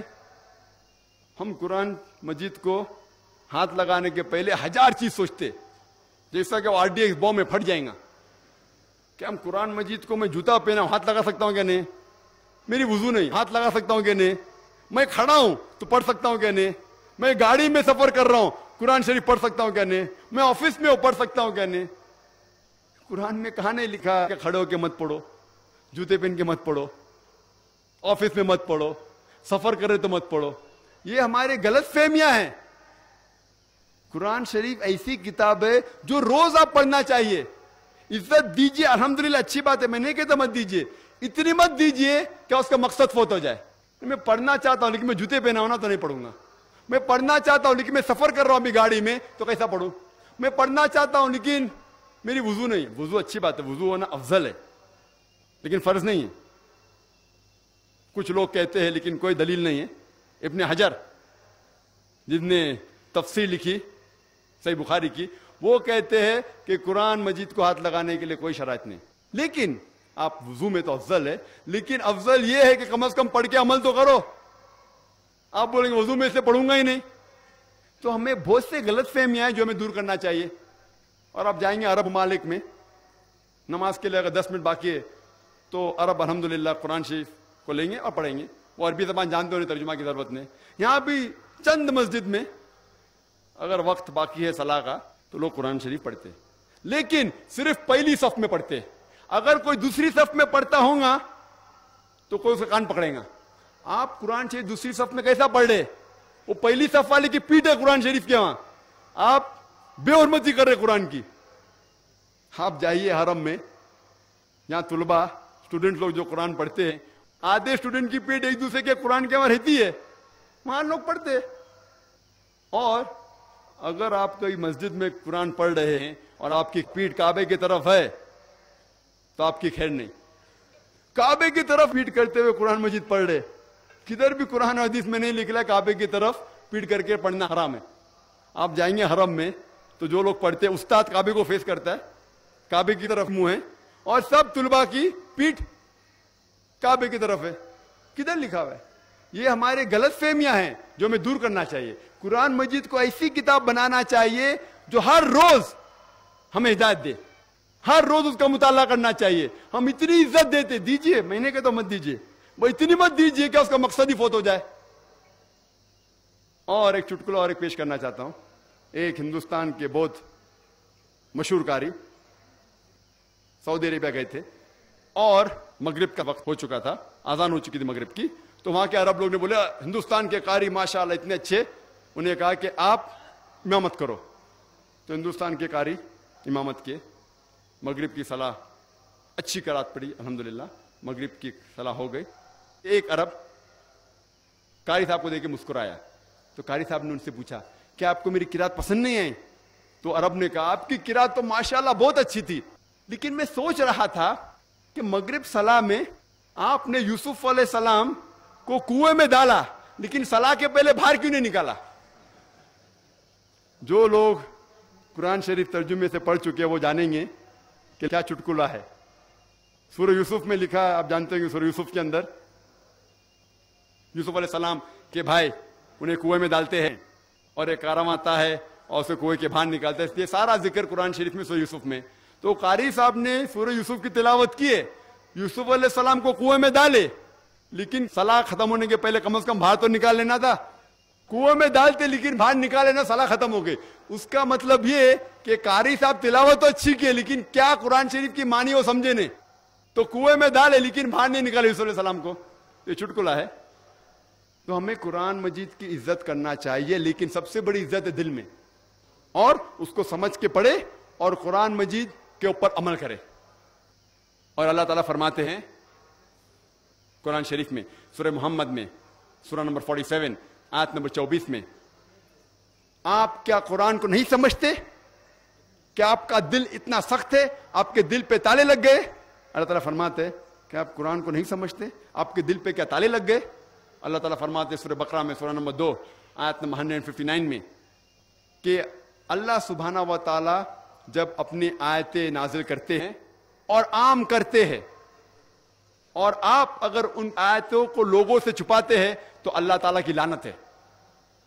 اللہ تعالیٰ فرماتے ہیں سورہ فرقان میں سورہ نمبر 25 آیت نمبر 30 میں محمد صلی اللہ علیہ وسلم فرماتے ہیں اللہ تعالیٰ سے کہ یا اللہ یہ میری امہ ہے جس نے قرآن کے ساتھ کھلواڑ کیا. محمد صلی اللہ علیہ وسلم شہادت دیتے ہیں کہ یہ میری امہ ہے جو قرآن شریف کے ساتھ کھلواڑ کیے. تو ہمارا فرض ہے کہ ہم قرآن مجید کو پڑھیں اور سمجھیں. اور قرآن مجید پڑھنے کے 2 طریقے ہوتے ہیں, ایک تذکر قرآن, ایک تدبر قرآن. تذکر قرآن مینس قرآن شریف کو پڑھنا اوپری طریقے سے, اور تدبر قرآن مینس قرآن مجید کے معنی کو گہرائی سے اور تدبر کرنا. اور ہمارا فرض ہے کہ ہم قرآن شریف کو پڑھیں. ہر مسلمان کے گھر میں قرآن مجید کا ترجمہ ہونا چاہیے. اگر آپ عربی زبان نہیں جانتے, سب سے بہترین کتاب جو آپ کس کو گفٹ دے سکے, تحفہ دے سکے, وہ ہے قرآن مجید. اگر آپ کسی گھر پہ جاتے نکاح کے اوپر یا کئی بھی فنکشن میں, سب سے بہترین کتاب ہے قرآن مجید. آپ اپنے بچے کو سب سے بہترین کتاب دے سکتے, وہ قرآن مجید. اور ہمیں چاہیے کہ ہر روز ہم گھر میں کم از کم 20 یا 25 منٹ گھر والوں کو لے کے قرآن مجید ترجمے سے پڑھے، آپ کی اور آپ کے گھر والوں کی زندگی انشاءاللہ بدل جائیں گی۔ میں تقریر کے آخر میں کہنا چاہتا ہوں کہ اللہ تعالیٰ فرماتے ہیں سورہ لقمان میں سورہ نمبر 31 کہ اگر آپ سارے پیڑ کو قلم میں تبدیل کریں گے، یہ سارے سمندر 7 سمندر بھی لگا دیں گے اور شاہی میں بدلیں گے، تو بھی آپ اللہ تعالیٰ کی تعریف نہیں لکھ سکو گے۔ اللہ تعالیٰ فرماتے سورہ الحشر میں سورہ نمبر 59 آیت نمبر 24 میں، اگر یہ قرآن پہاڑ پہ نازل کیا جاتا تو پہاڑ ریزہ ریزہ ہو جاتا، ٹکڑے ٹکڑے ہو کے گر جاتا۔ اس کے معنی اگر پہاڑ کو ذرا بھی احساس ہوتا اور اللہ تعالیٰ اس قرآن کو پہاڑ کے اوپر نازل کرتا تو پہاڑ اس قرآن کے بوجھ سے ریزہ ریزہ ٹکڑے ٹکڑے ہو جاتا، اور ہم مسلمان کو کوئی فرق نہیں ہو رہا ہے۔ اسی لیے میں کہتا ہوں بھائیوں کہ قرآن کو پڑھیے، سمجھیے اور اس پر عمل کرو۔ میں تقریر کے آخر میں وہ حدیث پیش کرنا چاہتا ہوں جو حضرت عثمان کی حدیث ہے۔ محمد صلی اللہ علیہ وسلم کہا صحیح بخاری میں کتاب نمبر 6 حدیث نمبر 545، جس میں حضرت عثمان رضی اللہ عنہ فرماتے کہ محمد صلی اللہ علیہ وسلم نے کہا خیرکم من تعلم القرآن وعلمہ، سب سے بہترین وہ لوگ ہیں جو قرآن کو سمجھتے ہیں اور لوگوں کو سمجھاتے ہیں۔ وآخر دعوانا الحمدللہ رب العالمین۔ ہم بہت ہی شکر گزار ہیں ڈاکٹر صاحب کے کہ ایک مدلل تقریر کی انہوں نے۔ تو اب اس کے بعد ایک کوسچن آنسر سیشن ہوگا۔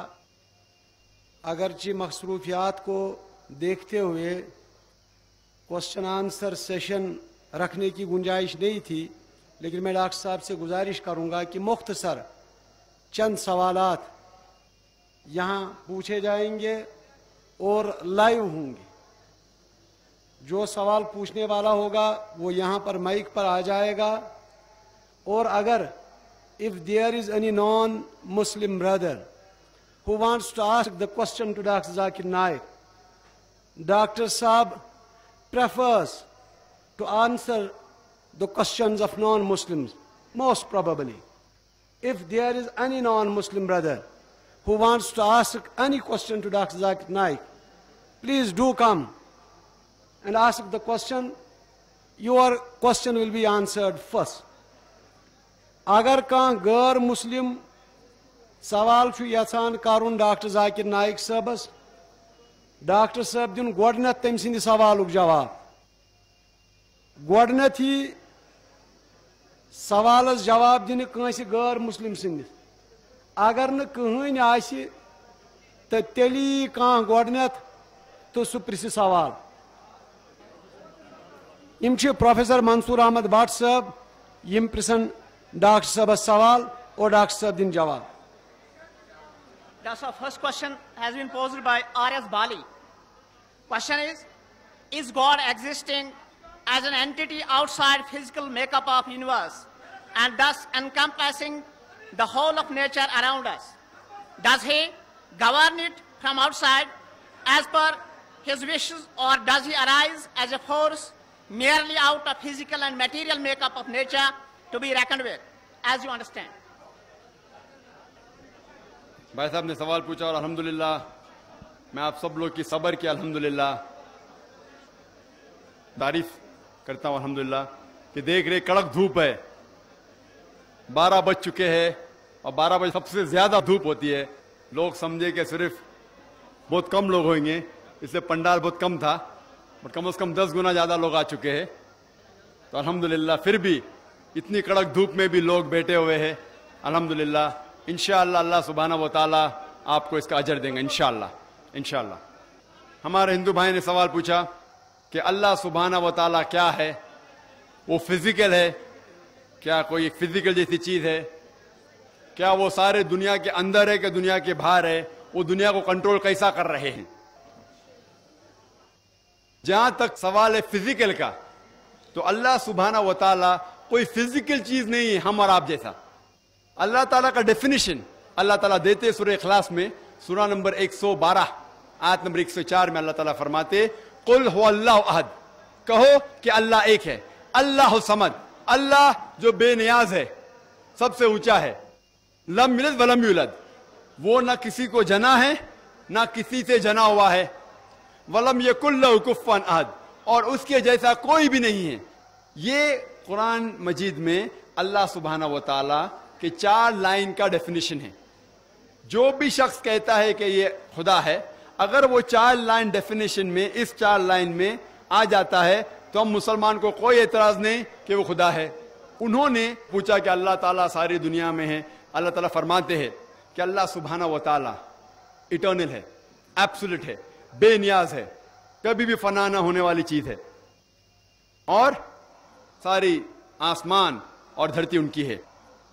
वो ना कभी थकते ना उन्हें कभी नींद आती है, ना उन्हें नींद की जरूरत है। और आगे फरमाते कि उनका अर्श हेवेंस एंड अर्थ के ऊपर है, मतलब सारे आसमान पे अर्श है। अल्लाह सुब्हानहू व तआला ये भी जिक्र करते हैं, आप जहां भी देखेंगे अल्लाह सुब्हानहू व तआला का वजह पाएंगे। इससे में ये साबित होता है कि अल्लाह सुब्हानहू व तआला का इल्म सारे जगह में है, सारे कायनात में है, और वो अल्हम्दुलिल्लाह सुम्मा अल्हम्दुलिल्लाह उनके पास इतना पावर, अल्लाह ताला कहते हैं कि yes power over all things इन्ना अला कुल्लि शैइन कदीर, उनकी ताकत ऐसी है कि सारे जहां में फैली हुई। और वो सवाल था फिजिकल चीज है ना, फिजिकल नहीं है, आप और हम जैसे नहीं है, वो कुछ अलहदा चीज है।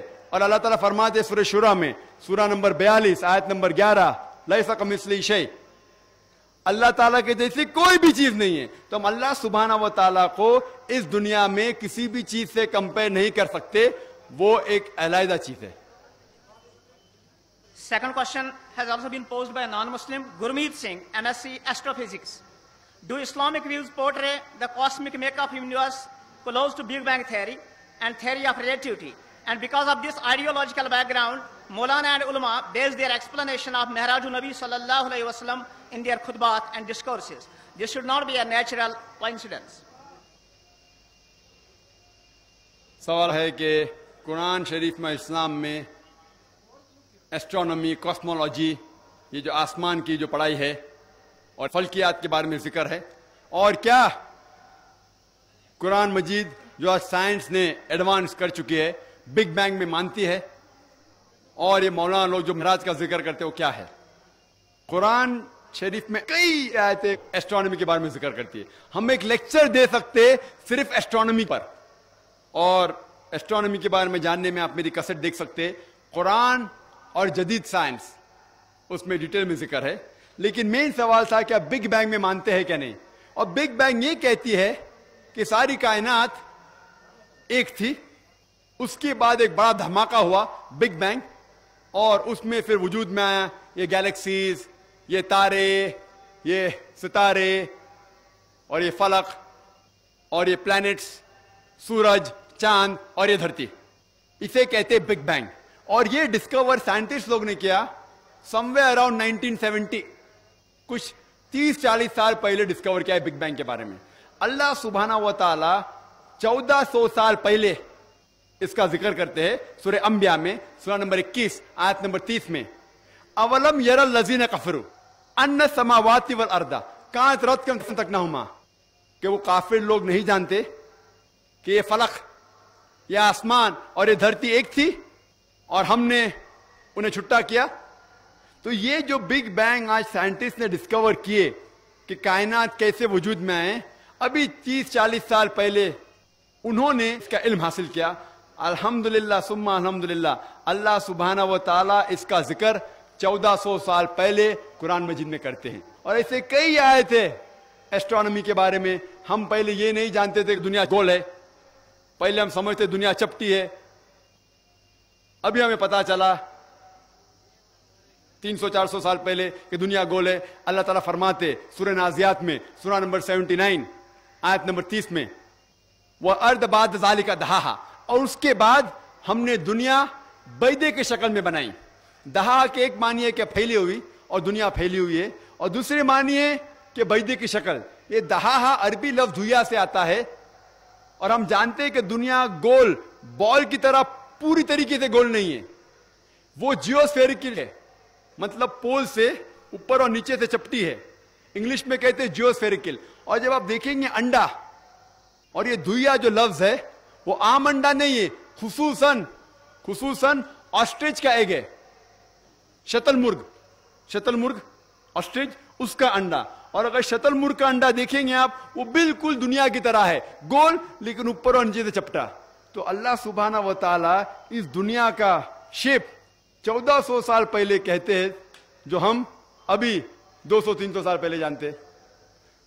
पहले हम समझते थे चांद की रोशनी खुद की है, अभी कुछ चंद अरसे पहले 100 साल 200 साल 300 साल पहले पता चला कि चांद की रोशनी खुद की नहीं। अल्लाह ताला फरमाते सूरह फुरकान में सूरह नंबर 25 आयत नंबर 61 कि सूरज की रोशनी जो है वो खुद की है, ये चांद की रोशनी है वो खुद की नहीं है, वो बोरोड है, किसी से ली गई है।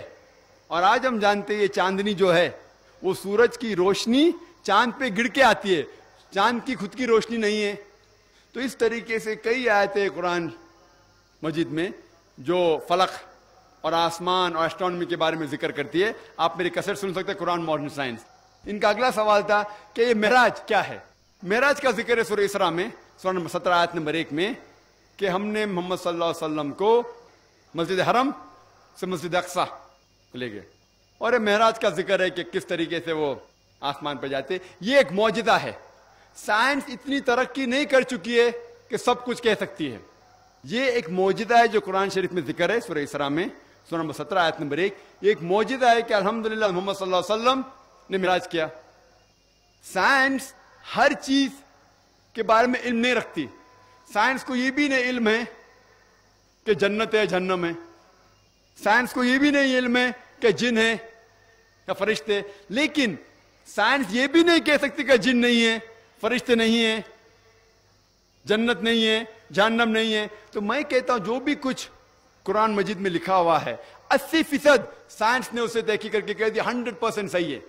80% जो कुरान शरीफ में साइंस के बारे में जिक्र है उसे साइंटिस्ट कहते हैं कि 100% सही है।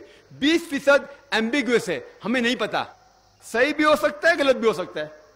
साइंस इतनी एडवांस, इतने ऊंचाई पे नहीं पहुंची कि बाकी चीज के बारे में कह सकती। तो मैं कहता हूं कि अगर 80% पता है कि 100% सही है और 20% हमें पता नहीं, तो मेरा इल्म कहता है कि ये 20% भी इंशाअल्लाह सही होगा। तो ये मिराज भी उसी 20% में आता है।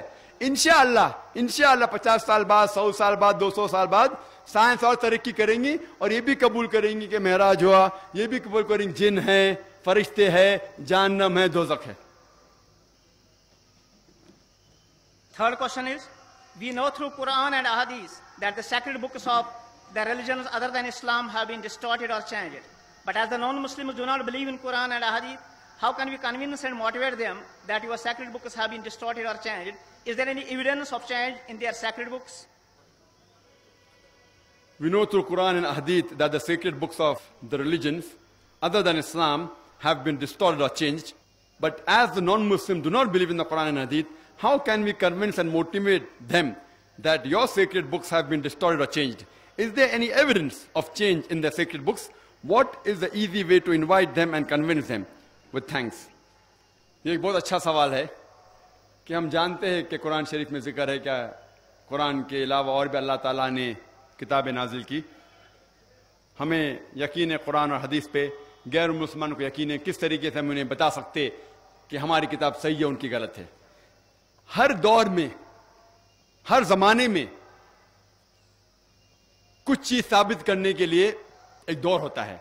मिसाल के तौर पे पहले दौर था मौजिजा का, मौजिजा, और अल्हम्दुलिल्लाह कुरान साबित कर चुका है कि अल्लाह की किताब है, क्योंकि सारे जहां में सबसे बेहतरीन मौजिजा है कुरान शरीफ। उसके बाद दौर आया लिटरेचर एंड पोइट्री का, उर्दू में क्या कहते हैं, लिटरेचर एंड पोइट्री, शेर शायरी का दौर। उस टाइम ऊंचाई पे थे जब कुरान नाजिल हुआ, उस टाइम अरब सबसे ऊंचाई पे थे, अरबी जबान में, जबान का दौर था शेर और शायरी का। अल्हम्दुलिल्लाह सुम्मा अल्हम्दुलिल्लाह, मुसलमान और गैर मुसलमान दोनों जो भी अरबी जानते वो तस्लीम करते कि कुरान मजीद सारे दुनिया में सबसे बेहतरीन किताब है अरबी जबान में। लेकिन आज शेर शायरी का दौर नहीं। अगर मैं कहूंगा शेर शायरी के जबान में कि दुनिया चपटी है, क्या आप मान लेंगे? नहीं मानेंगे, क्योंकि आज शेर शायरी का दौर नहीं, आज दौर है साइंस और टेक्नोलॉजी का।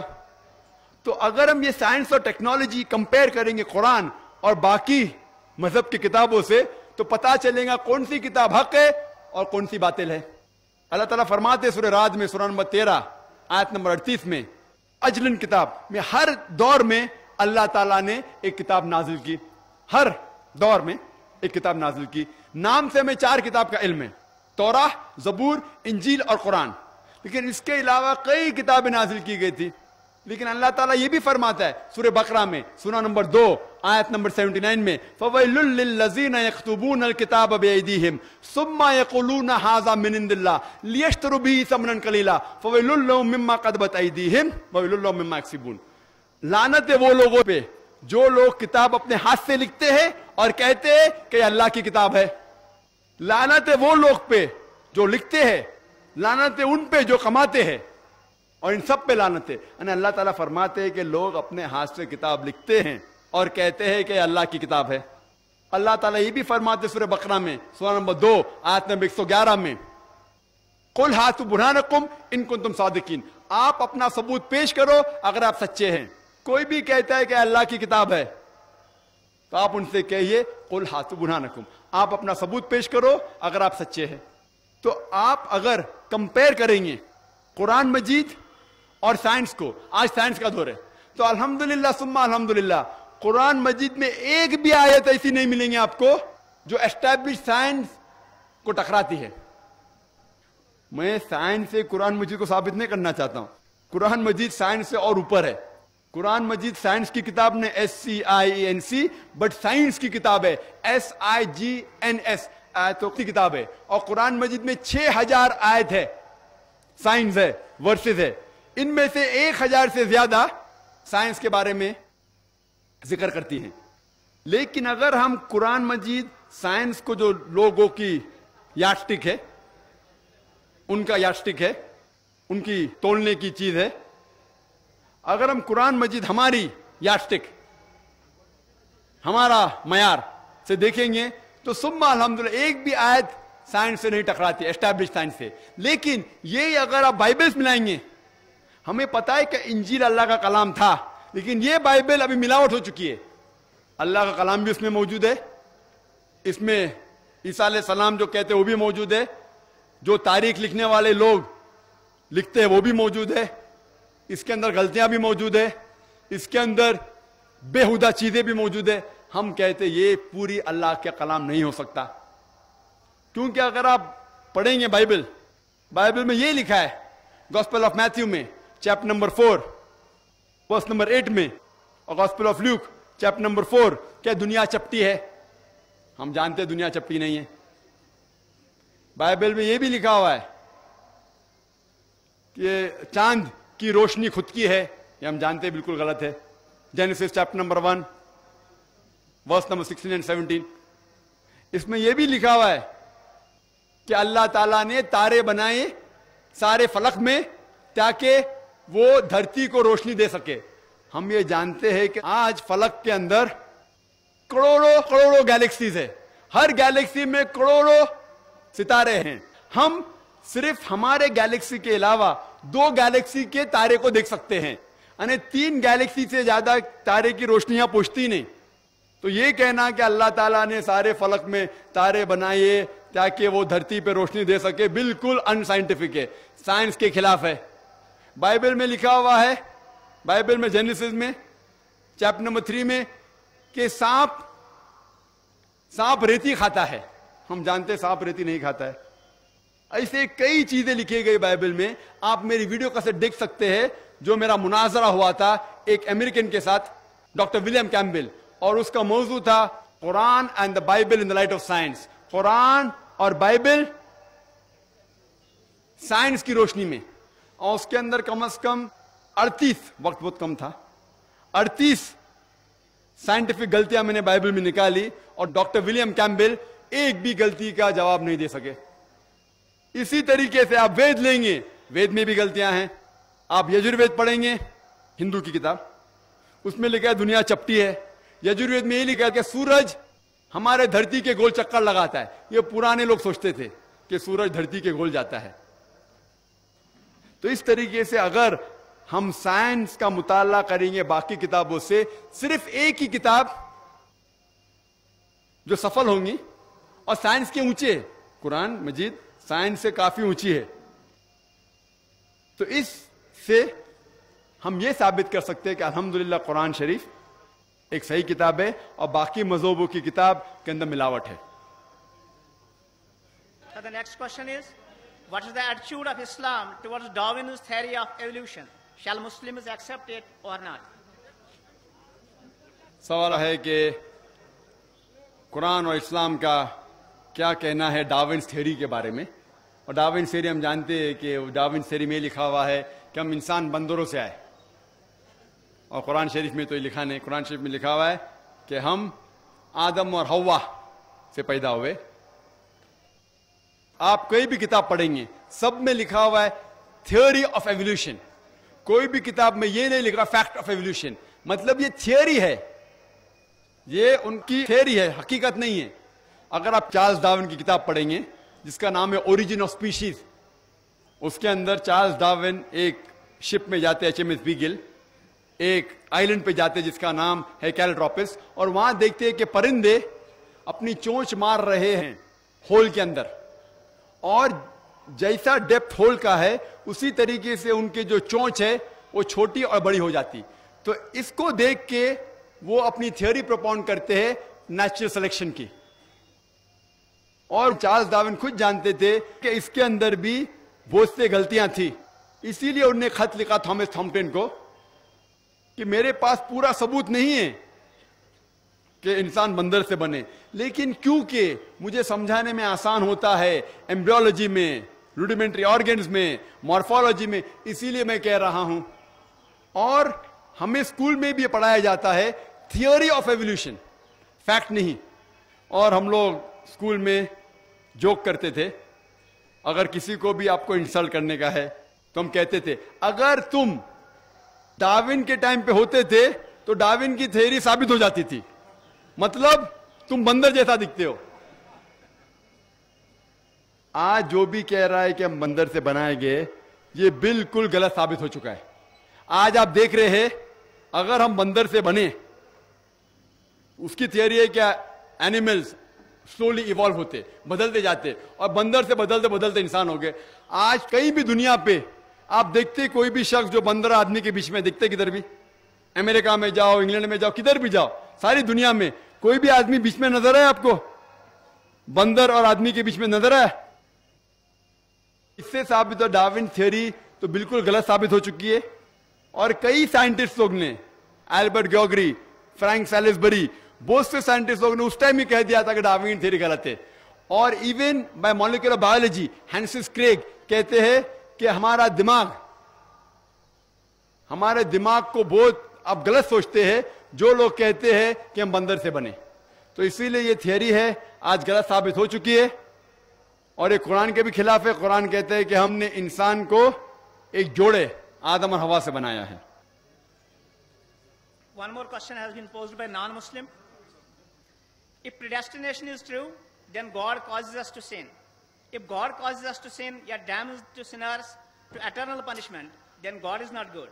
Therefore, non-Muslim concludes, if God is good, then either predestination is not true, or else God does not damn sinners to eternal punishment. Please satisfy the contradiction that others. ایک غیر مسلمان سوال کر رہا ہے تقدیر کے اوپر کہ اللہ سبحانہ و تعالیٰ اپنی تقدیر لکھتا ہے تو ہم اگر غلطی کرتے ہیں تو دوشی کون؟ اللہ سبحانہ و تعالیٰ. اگر میں تقدیر میں لکھا ہے کہ ہم خون کریں گے اور ہم آدمی کا خون کر لیتے تو کون ذمہ دار؟ اللہ تعالیٰ. آدمی کو کیوں ذمہ دار کرنے کا؟ اگر تقدیر میں لکھا ہے میں چوری کروں گا, میں غلط کام کروں گا, تقدیر میں لکھا ہے کہ میں جہنم میں جاؤں گا تو جاؤں گا, تو کس کی غلطی؟ میری کیا غلطی؟ اللہ کی غلطی.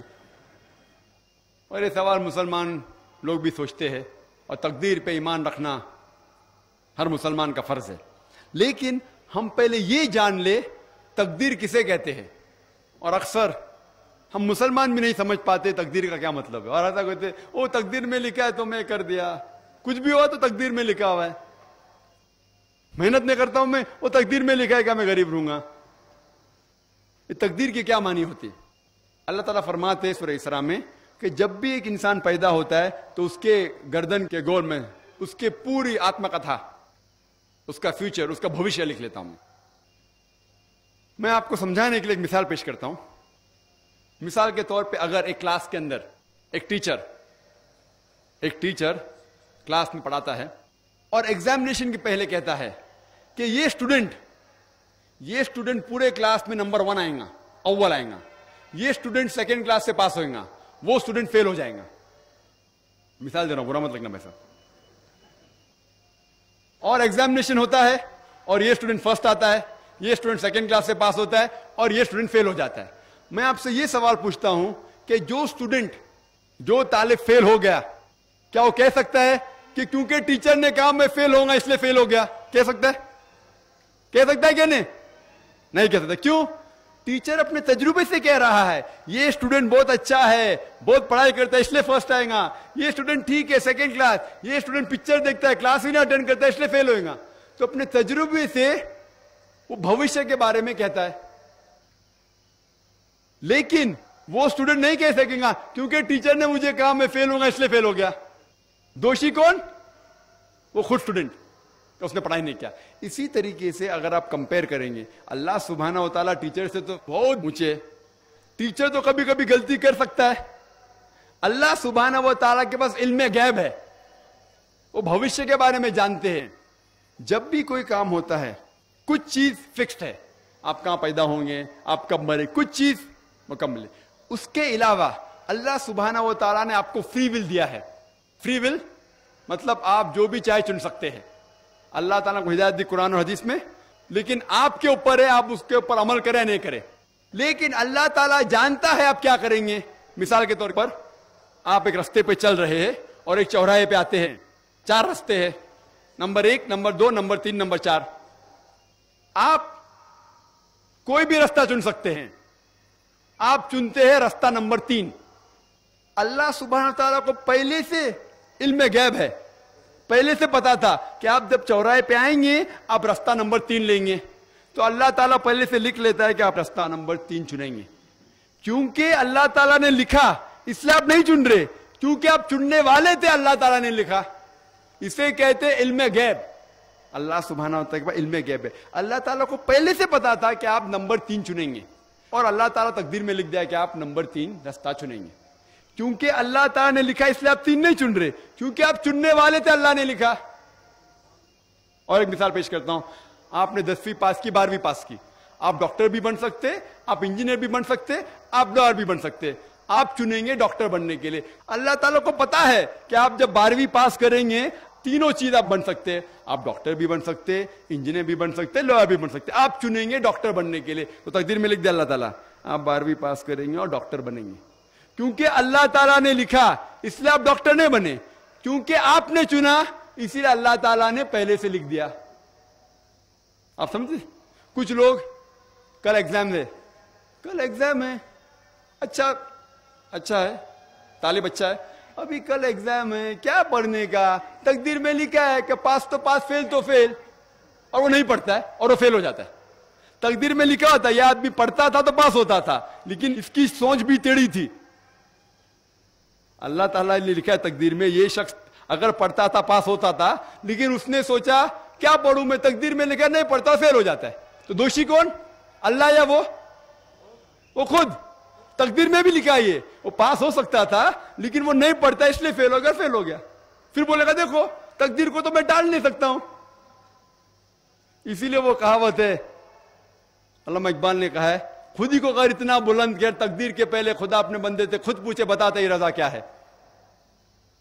اور حدیث میں آتا ہے کہ دعا تقدیر کو بدل سکتی ہے. مثال کے طور پہ اگر آپ جاتے ایگزامینیشن میں اور آپ کا پیپر اچھا نہیں جاتا اور آپ جانتے کہ آپ فیل ہوئیں گے، آپ گھر پہ آتے اور دعا کرتے اللہ تعالیٰ سے، یا اللہ سبحانہ و تعالیٰ میں نے پیپر میں اچھا نہیں کیا، مجھے پاس کر لے. اللہ تعالیٰ آپ کی دعا کو قبول کر لیتا اور پاس کر لیتا. تقدیر میں یہ لکھا ہے کہ آپ نے پیپر اچھا نہیں کیے، آپ فیل ہونے والے رہتے، لیکن آپ نے دعا کی. اللہ تعالیٰ کو یہ بھی پتا ہے کہ آپ دعا کرنے والے کہ نہیں کرنے والے، اور تقدیر میں یہ بھی لکھا ہے کہ اللہ تعالیٰ آپ کی دعا کو قبول کریں گے. اللہ تعالیٰ بھی جانتا اگر اب 100 سال بعد کوئی شخص دعا کرے گا, وہ بھی جانتا اللہ تعالیٰ وہ دعا قبول کرے گا کہ نہیں, وہ بھی تقدیر میں لکھا ہوا ہے. تو اسی لیے ہمیں ہر روز دعا کرنا چاہیے, ہر وقت دعا کرنا چاہیے. دعا تقدیر کو بدل سکتی, مطلب جو آپ کی پہلی ہونے والا تھا اس کو بدل سکتی, لیکن وہ بھی تقدیر میں لکھا ہے کہ آپ دعا کرنے والے, اور وہ بھی لکھا ہے کہ اللہ تعالیٰ دعا کو قبول کریں گے کہ نہیں. تو تقدیر میں لکھا ہے کہ آپ فیل ہونے والے تھے, آپ گھر پہ آتے ہیں, دعا کریں گے, اللہ نے دعا کو قبول کیا اور آپ پاس ہو جائیں گے. تو اسی لیے ہم مسلمان کو اللہ پہ بھروسہ رکھنا چاہیے, لیکن اللہ کے رسول نے فرمایا اللہ پہ بھروسہ رکھو لیکن اونٹ کو باندھو. آپ نے کہہ سکتے اللہ پہ تقویٰ ہے, میں گھر کا دروازہ کھلا رکھوں گا, کوئی چور نہیں آئے گا. اللہ کے رسول نے فرمایا اللہ پہ بھروسہ رکھو لیکن اونٹ کو باندھو. تو اللہ پہ پورا بھروسہ ہونا چاہیے, لیکن آپ خود محنت کرنا چاہیے, آپ خود جہاد کرنا چاہیے, آپ کو خود قرآن پہ عمل کرنا چاہیے. آپ کہیں گے تقدیر میں لکھا ہوا ہے میں چوری کروں گا, تو آپ کام ہی نہیں کریں گے, اور چوری کریں گے اور بولیں گے تقدیر میں لکھا ہے, یہ آپ کی غلطی ہے, اللہ تعالیٰ کی نہیں. تو آپ کو ہر وقت جد و جہد کرنا چاہیے اچھے کام کے لیے. قرآن کو سمجھ کے پڑھو اور عمل کرو, انشاءاللہ آپ اس دنیا اور آخرت میں کامیاب ہوں گے. Sir, 2 more live questions from that side. Erudite brother Dr. Zakir Naik, Assalamu alaikum wa rahmatullahi wa barakatuh. I am Imtiaz, lecturer by profession. I have a question. I have gone through Nurun min Nurillah, and second, Huwallazi ja'ala shamsu ziyaun wa qamaru nura, and third, Allahu nur as-samawati wal ard. I couldn't understand what is this nur, please.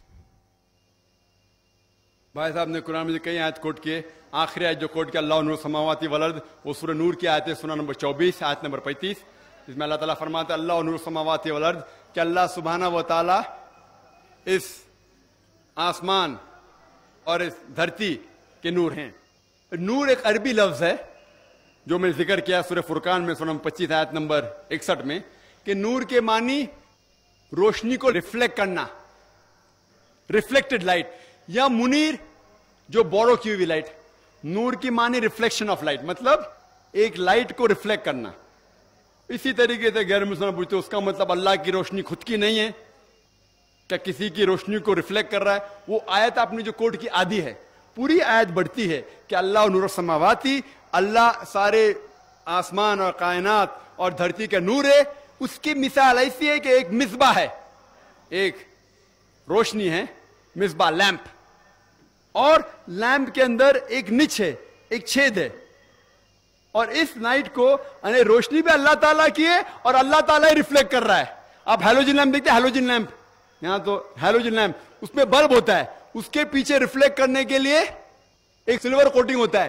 تو bulb بھی ہیلوجن lamp ہے اور reflection بھی خود کا ہے. تو یہ روشنی بھی اللہ تعالیٰ کی ہے. اللہ تعالیٰ فرماتے کہ اللہ تعالیٰ کی روشنی خود کی بھی ہے, اور خود کی روشنی کو ریفلیکٹ کرتے ہیں سارے دنیا میں, آسمان میں اور دھرتی پہ. وآخر دعوانا الحمد رب العالمین. بس تہند انتہائی شکر گزار. بہ کر بیٚیہِ اکہِ لٹہِ شکریہ ییٚتہِ کِس ایڈمنسٹریشنُک, خصوٗصاً ڈی سی صٲبُن, ایڈیشنل ڈی سی صٲب عبداللطیف دیواز صٲبُن, یِم زبردست کوآپریٹو روٗدۍ یہ پروگرام ہینڈل کرنس اندر. اللہ تعالیٰ کرن تمن سارنی جزائے نیک عطا. بہ چھُس دِل کٮ۪و امی گہرٲیو سۭتۍ شکریہ ادا کران.